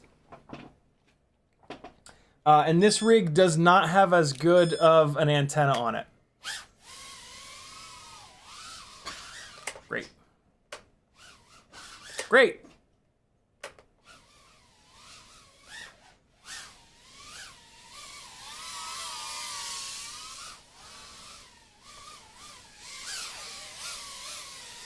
Try to do some of the same, some of the same lines and paths as I did with the other camera. All right, let's head upstairs. So down here right now, the lights are daylight balanced. Up here, these are incandescent balanced lights.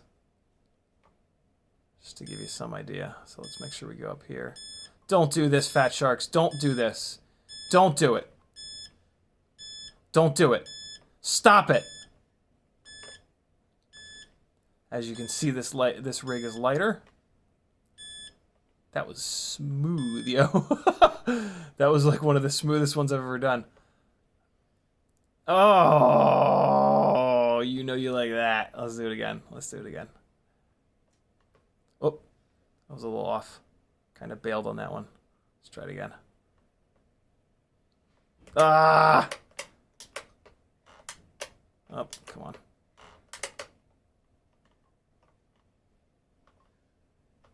Oh, no! Oh! It's a big one. Can you guys hear it when it slams on the ceiling through the microphone?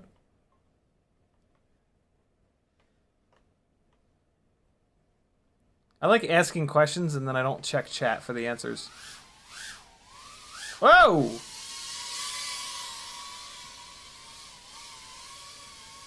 Get in there. Oh, God. Yeah, we're playing. Where is that even stuck? Oh. Oh, it's in the top of the toolbox. I can reach it from here. Bonus.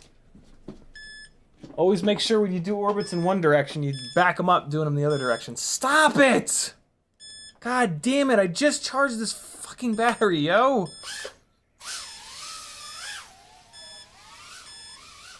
This is also the rig with the slightly janky AIO! Oh, I'm inside the fireplace. I'm not gonna arm it while it's in there.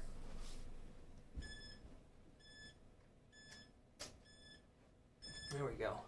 Actually, you know, I like the beeping. I forgot. I like the beeping. The beeping is great. The beeping it's rhythmic. It's really good. It's my favorite thing, actually. The beeping. Yep, keep beeping. Beep some more. Keep beeping. Here we go. It just stopped beeping. It just stopped beeping. It knew I was talking smack. Okay. Fuck you.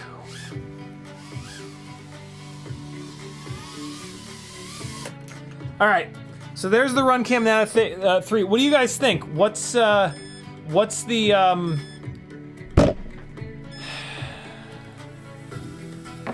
which is better, the Caddx Ant or the Runcam Nano 3? What?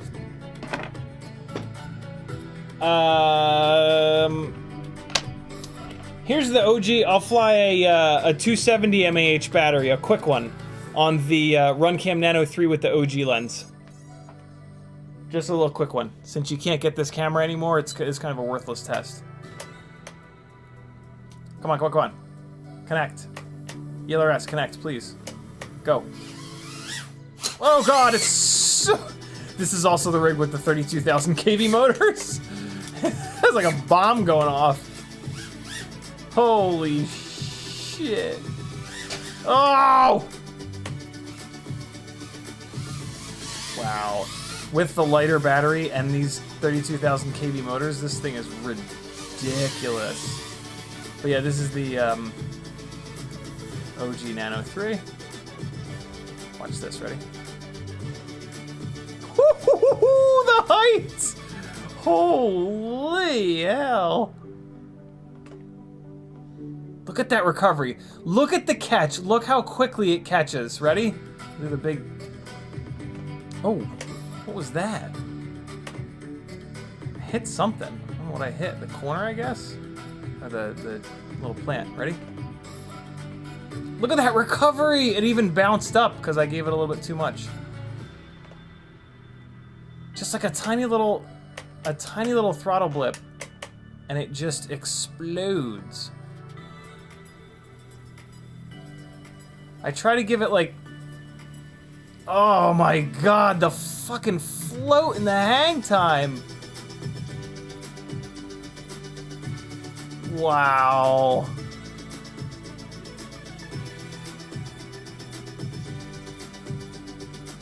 What a thing, yo. Oh wait, let me use these. Oh, that's interesting. I can do like a big... Oh, I got some ideas for this one.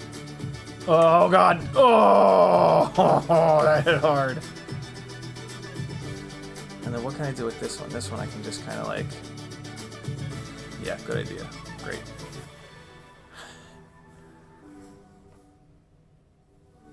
I can just kind of like go... Oh boy. No, no, no. No, no, no. No, no, I can't reach up there without the ladder. Oh, no, no, no. Oh, no, no, no, no, no. Oh, fuck me. Oh, no. Oh, no. I literally have to go up there with the ladder. It's gonna overheat. Oh, fuck me in the fucking ear. Oh. It's all the way up top. I gotta get the ladder. Ow. I just crashed in the worst possible spot. What an idiot.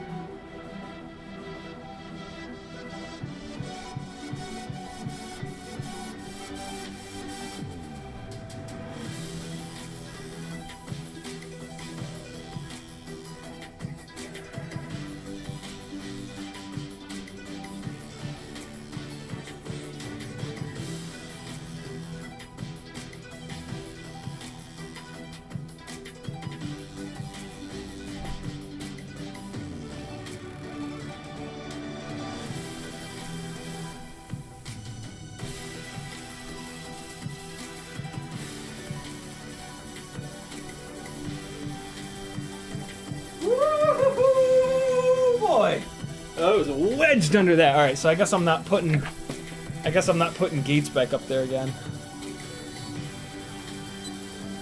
All right.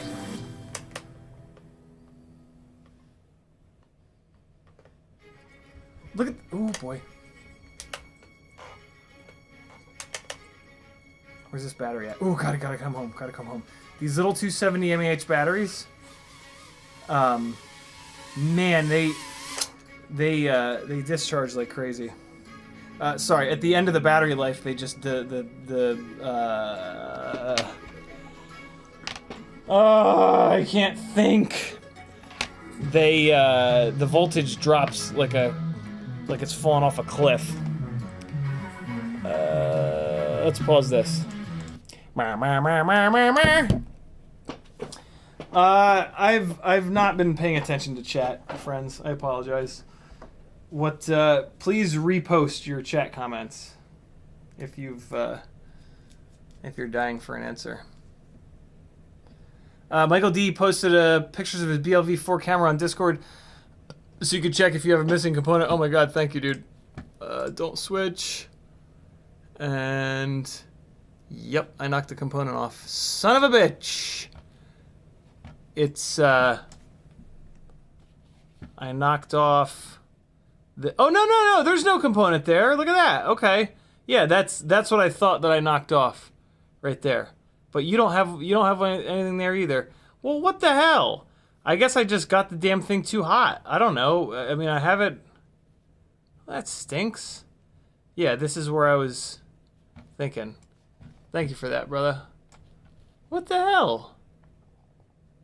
I guess I don't know. I don't know what happened. What the shit? What the shit, man? That sucks. Okay, let's switch this to a different canopy. All right, so now we're gonna take a look at the pinch cams. We're gonna fly the normal one first, and then we're gonna fly the ultra wide. The ultra wide is kind of like a meme cam. Some people might like it though. Oh boy. All right, let's pop this up and off. Unplug this. All right, Tiny Whoop Pinch Cam coming up. This is the meme cam. This is the normal one. So let's do the normal one first. Those of you that are patrons and have access to the Discord, you have access to pictures of screenshots of these different cameras. You should head over there and see which one you think you like best. And then tell me so that I know which one's best. Is there like a clear winner? Have you guys been talking about it in chat? Is there one that's clearly better than the others? I'm very curious to know what you guys think. In order to do so, though, I have to actually read the chat, which, you know, I've not been doing a great job of. All right, Singularity back on. With these Tiny Whoop pinch cams, I don't have a great way of mounting this antenna. The antenna is kind of too short almost for these. So I've been kind of mounting them a little janky. I mean, it does work, though. So, I mean, it's kind of fine, but, yeah, the pound mount is... The pound mount kind of interferes a little bit with the UFL plug for the camera. Or you could say that it holds the camera down, in a way. So that's kind of cool. Or, I'm sorry, it doesn't hold the camera down. It holds the antenna down, which is kind of neat. But yeah, I don't have a great way of mounting this. If I decide to go with the Tiny Whoop pinch cams moving forward, I'll figure out a better way of doing this. But for right now, this does work, just running it off to the side like this. I mean, it could be left like this. It's kind of fine. Just looks a little odd. You could argue that it throws the CG off to the side a little bit, but I mean, these motors have enough power to fight through that. And it kind of tucks away nicely. It's been fine like this, and it's not going to come unplugged because it's the front of the mount is holding it down. Not pinch this ELRS antenna here. Okay, this is the Tiny Whoop Pinchcam. Here's what I'm talking about like the front of it. See how the UFL goes under the front part of the pound mount? I don't know if there's any way to fix that. The antenna, it would be nicer if the antenna was a little bit longer, actually, to put this a little bit farther back, but then it would be a little bit heavier. I don't know, this works. This totally works. It's out of the way. All right, let's get this up in the air. VRX. Hey, it's after 9 o'clock. Go watch some Bot Grinder, friends. I am on his time slot now. But we got a little bit more flying to do. I want to make sure that I give you guys flight footage of these. Hey, so this is the 15-degree pound mount. I should have gotten the 25-degree pound mount. This is a little bit low camera angle. Am I on the right scene on OBS? I sure am. So yeah, this is the regular Tiny Whoop Pinchcam. Unfortunately, it doesn't make me a better pilot. Damnedest thing. What is happening? Stop it! Alright, let me fly the routes that I did with the other cameras. This does feel wider. This does feel like a slightly wider field of view than the rest. Let's go up here. I'm not going to try to do tricks up there again. Oh, that was in it. Whoo, boy, it really slapped down on that tray there.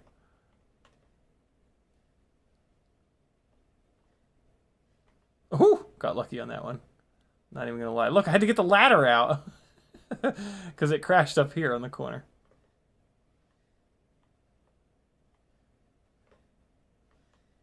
This is the rig on the 0702 30,000s. Still pulls out of dives, you know, like it's still got good power. Oh, you couldn't have given that to me, universe. Oh boy.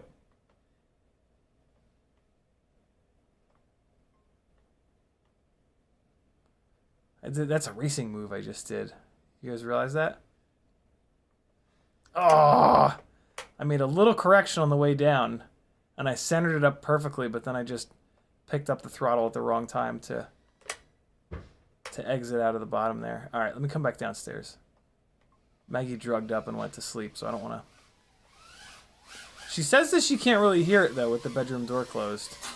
I keep asking her. I'm like, yo, is it horrible when I'm flying around? She's like, no, I swear. I think she's just being nice. Oh, so close. So close. That's such a big throw. Ugh, and it's hard to not throw up into the ceiling. You can just cheat it like that and still get it wrong. So there you guys go. Realistically, those are the three camera choices that most folks are running with their with Tiny Whoops. What do you think? Ooh, that was weird. I'm trying to do like a sideways throw into the into this one here. There we go.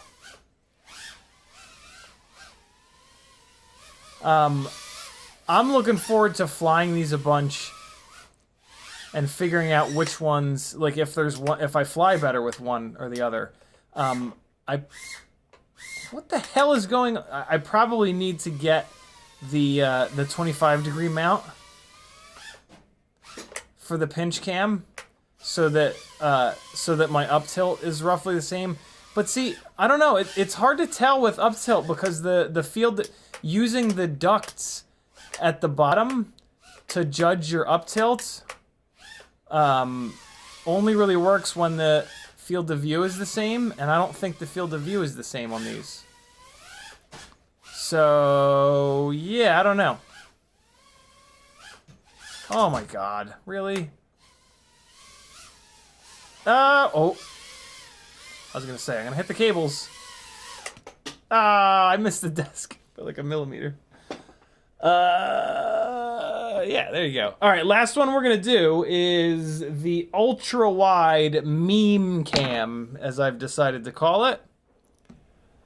And let's just get it installed real quick here. And you'll notice that the Fat Sharks miraculously have not been beeping. It's the damnedest thing. I don't know. Just the battery recharged itself apparently, or maybe their voltage thingy sucks balls. This is a little worrying with these pound mounts. Like, they're awful kind of floppy. But I mean, all the racers run them, so it's probably fine. And I mean, technically, I guess you could argue that that'll let it move around and absorb crashes a little bit better. But yeah, I don't know. I'm used to the Mobula 6 canopies. We are going to weigh this right now compared to the Mobula 6 canopy. Let's weigh all three of these. Because I do have a Mobula 6 canopy and camera that are off the rig. So real quick, like, let's kill this, fire this up, and we're gonna weigh the meme cam first, the ultra mega insanely wide with a pound mount. And so we're at 2.9 grams for that guy. And then, so this is going on the rig. And then here's the Runcam Nano 3 with the indestructible Mobula 6 canopy. 2.3. Unbelievably light. Just outrageously light. What did I say? 2.3 versus 2.8? Unbelievable. Unbelievable. How is it so light? And then here is the standard Pinchcam with the pound mount. Let's get this popped up and out. All right, come on out of there, friendo. This should be a little bit lighter. 2.4, there you go. So the regular camera is almost as light as the Mobula 6 canopy with the Runcam Nano 3. This one is getting put aside, and then we're gonna put the meme cam on. 2.2 now. I took one of the little screws out of it. All the screws were out of the pound mount.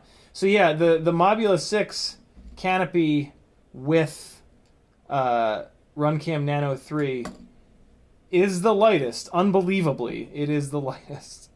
I just don't get it. I don't understand what Happy Model made that canopy out of. Like, what is that plastic? How is it so light? Why? When? Where? Oh wait, here, the last weight is of the heavy setup, the Caddx Ant with a shitload of extra wire. Ooh, fatty. Oh man, smoke that fatty. Wait, what? No, that's not it. That's something totally different. So yeah, I could feel that in the air too. Unbelievable. 1 gram, 1 gram difference with these tiny whoops. You can absolutely feel that. That's closer to a 2 gram difference, but yeah, add a gram to your tiny whoop, and you'll probably be able to feel it. It's kind of crazy, but at 20 grams, you know, that's a 5% difference. So it kind of makes sense. All right, meme cam time. Here we go. Let's bolt it down and slap it up. Here we go. Oh, I have screws in this already. Look at me go.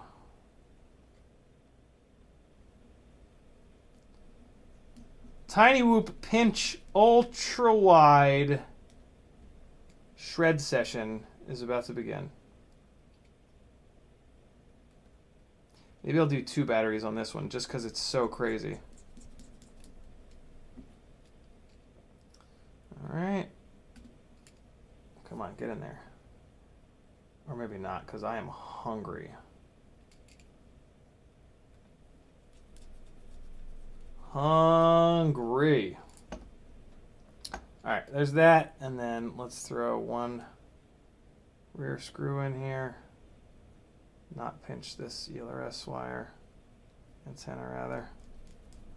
Come on, get out of there, yo! Jesus. Stupid little antenna. There it is. Okay. Cool. Put this away. Tiny Whoop Pinch ultra wide camera going up in the air. I've lovingly named it tonight the Meme Cam because look at this field of view. Look how wide. This is on a 20-degree Tiny Whoop pound mount. And this is their brand new ultra wide Tiny Whoop Pinch Cam. Come on, ELRS, connect. Oh, transmitter's turned off. Tiny Whoop Pinch ultra wide going up in the air. 20-degree pound mount.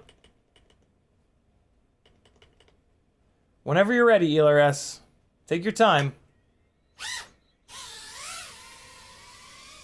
Oh my God, look at it. Look at it.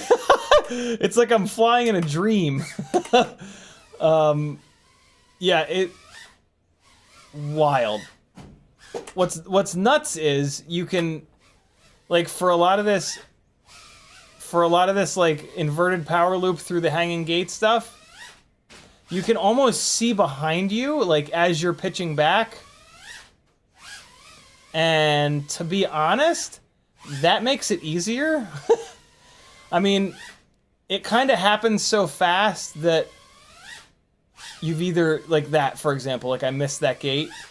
You've kind of either done it right, you've sort of either timed it right or you've timed it wrong at that point. So I don't know if it actually helps, but yeah, it's a thing. Let's do some Matty flip shenanigans.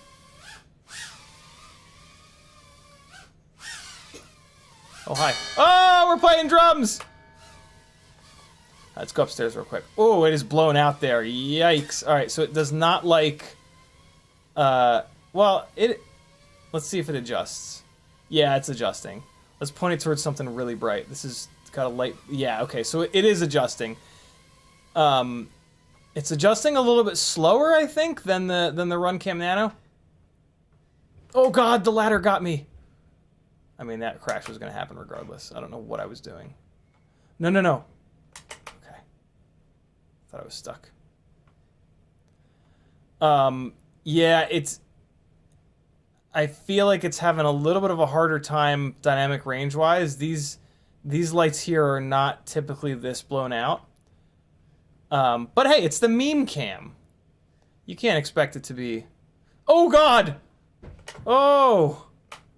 Oh, the fan got me good. Let's see what the Meme Cam looks like when we paste the fan. Oh, it's extra creepy. It's extra creepy. Come on, let me get a good orbit going here.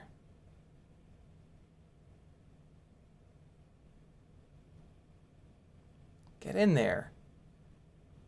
Whatever. Ah! So the thing that it's so wide that, like, oh God, no. I'm having a little bit of a hard time, like, judging distances. I would need to spend some time with this camera to kind of get used to it. Yeah, see, like, I just completely missed the dive there. I got it on that one, though. Oh, boy. Oh, I went through the railing. That very rarely happens.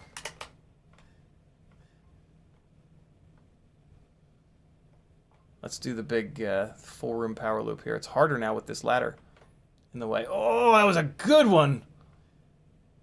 Oh, God, I didn't even see it. Oh, no, the sink. Oh, I'm in the garbage disposal. I'll be back. Ain't getting out of that one. Nobody turn on the disposal. I'll die.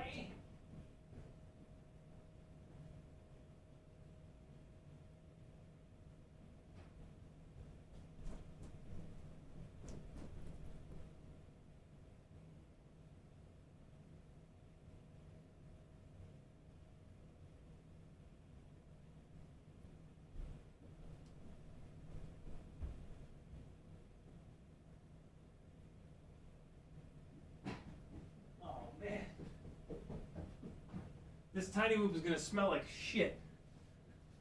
Somebody dumped food out in the sink and didn't like rinse the food remnants down. Jesus. Yikes.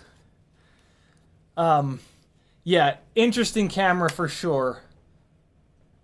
Wow, why is it so yellow? What's happening? Why is it so yellow? The auto white balance is upset, I guess. Wow, it's so wide that I can see the, oh god, the battery. Okay. It's so wide that I can see the antenna off on the right side of the screen a little bit. Let's do another battery with this one just because it's funny. And then we're going to wrap it up. I want to fly this one a bunch down here. And... come on. Battery won't go into this frame all of a sudden. What the fuck, man? Come on, get in there. What is happening? Maybe we won't fly another one. Oh, this battery got kind of jacked up. Alright, here we go. We'll fly one with some music to hopefully cover up this stupid-ass fat shark beeping. Alright, here we go. Last battery, friends! Hope you had a good time tonight. Sorry about the beeping. Blame Fat Shark. Here we go! The white balance is fixed.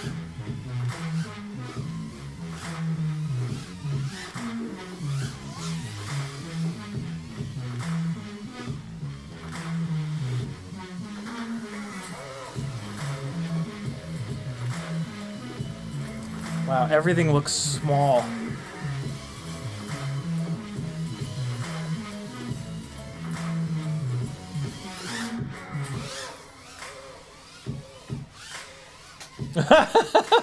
I guess I thought the coffee table was going to move out of the way.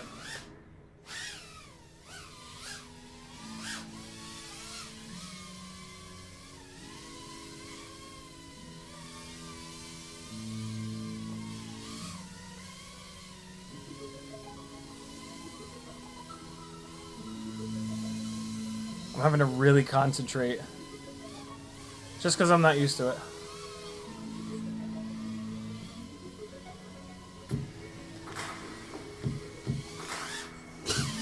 God, don't...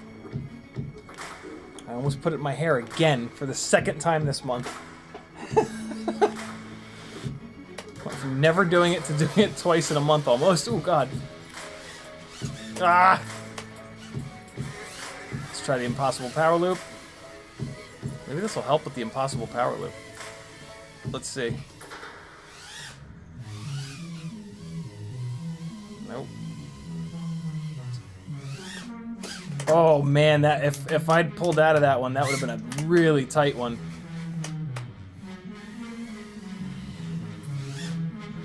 Oh, I didn't even clear the coffee table on that. Oh, come on now. This is almost like 3PV. Like you can see so much of the frame that this is, I almost feel like I'm flying in third person. Ah!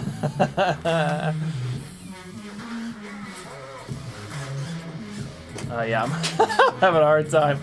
It's just so wide. It's really hard to see like the stuff in front of you, and I'm trying to shoot gaps that are in front of me and stuff. Like some of these gaps I just know. Yeah, not all of them though.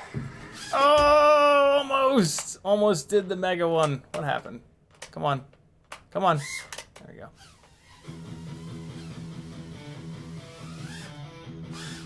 Didn't get there. That's it. There it was. By the way, this is Mobula 6 ELRS BT 2.0 conversion with the Tiny Whoop 0702 30,000 kV motors. Wow, okay, what's happening? I just lost the ability to fly all at once. Okay. Good spot to end. Okay, what's happening? I just completely lost the ability to do anything. Okay. At least I'm consistently bad all of a sudden. Yikes. Okay. We're gonna do one more. We're gonna do one more.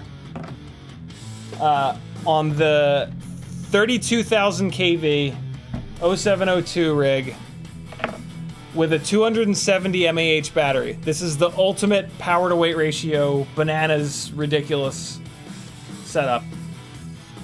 And this is on the OG Runcam Nano 3 in the Mobula 6 canopy. You cannot buy this camera anymore. I mean, you buy this camera, but it's on a slightly worse lens nowadays. Ready? Oh!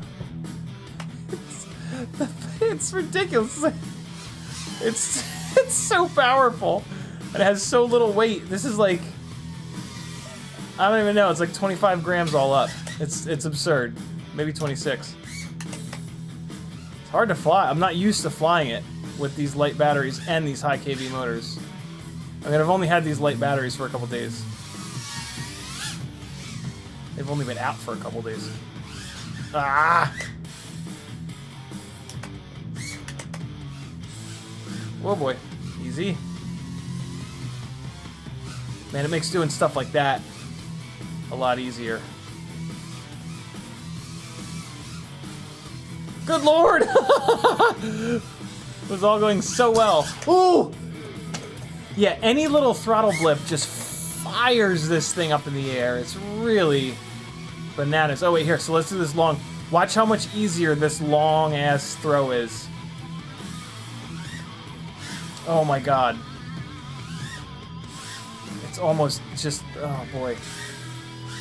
Alright, let's get it on this one. Oh, I had it. I just wasn't lined up right. How the hell did that happen? I usually line that cube up just right. There we go. Oh! This is hands down the most satisfying move in the basement. Oh! I just touched the ceiling. So I just barely touched the ceiling and that triggered crash recovery, and that's what made it go all banana pants. There it is. There it is. I haven't landed it yet tonight, though. Let's land it. Let's keep doing it until we land it. Oh, you bastard, you. This is the one. Nope. Almost. There it is! Woo! It looks so cool when you get it! Nope, I'm not lined up right. Bail, bail, bail, bail. Oh! Thank you, crash recovery. And I'm gonna bring this battery home a little bit early. The desk landings. Oh, I love the desk landings so much. I'm such a child. Stay youthful, friends. Stay youthful. Fly quads forever. Fly tiny whoops forever. Is this charged now? Yeah, it is. Let's plug in this goggle battery because, you know, every time you fly it, you have to plug it right back in as soon as you're done. Or else it's going to beep for the rest of your life. Or it'll just beep no matter what. All right, friends. Thank you for hanging out. Go get you some bot grinder. Hopefully you've already gone already. I am very unkindly shitting on his time slot right now. I apologize, DJ. But, you know, I told you guys about it. I told you to leave. If you choose to stay, that's on you. 375, we're good. I've got 4 more batteries to fly. I'm going to fly them on my time after I go get some of that chicken that smells awesome.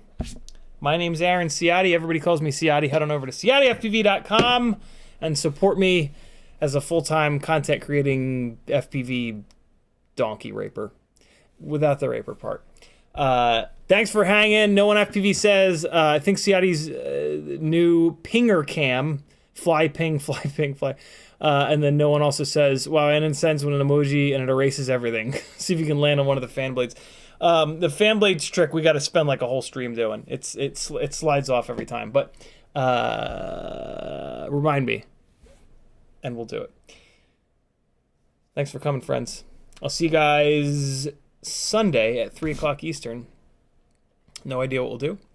And then Monday night is a giveaway night. Join the Patreon. The 5, 10, 20, 30 and up tiers will get you in on giveaways. And we do those every other Monday. And this coming Monday is a giveaway stream. So make sure you get in. And yeah, I'll keep doing this forever. Thanks for hanging, buddies. Here comes some Epidemic Sounds music with some Flying from Last Night. This is, you'll notice there's a tiny whoop taped to the top of the Tiny K truck for this, in this battery. We were driving it first person. Be good. See you guys Sunday. Have an awesome weekend. It looks so funny. Later, friends. Wait, I gotta do this to bring the music over to you.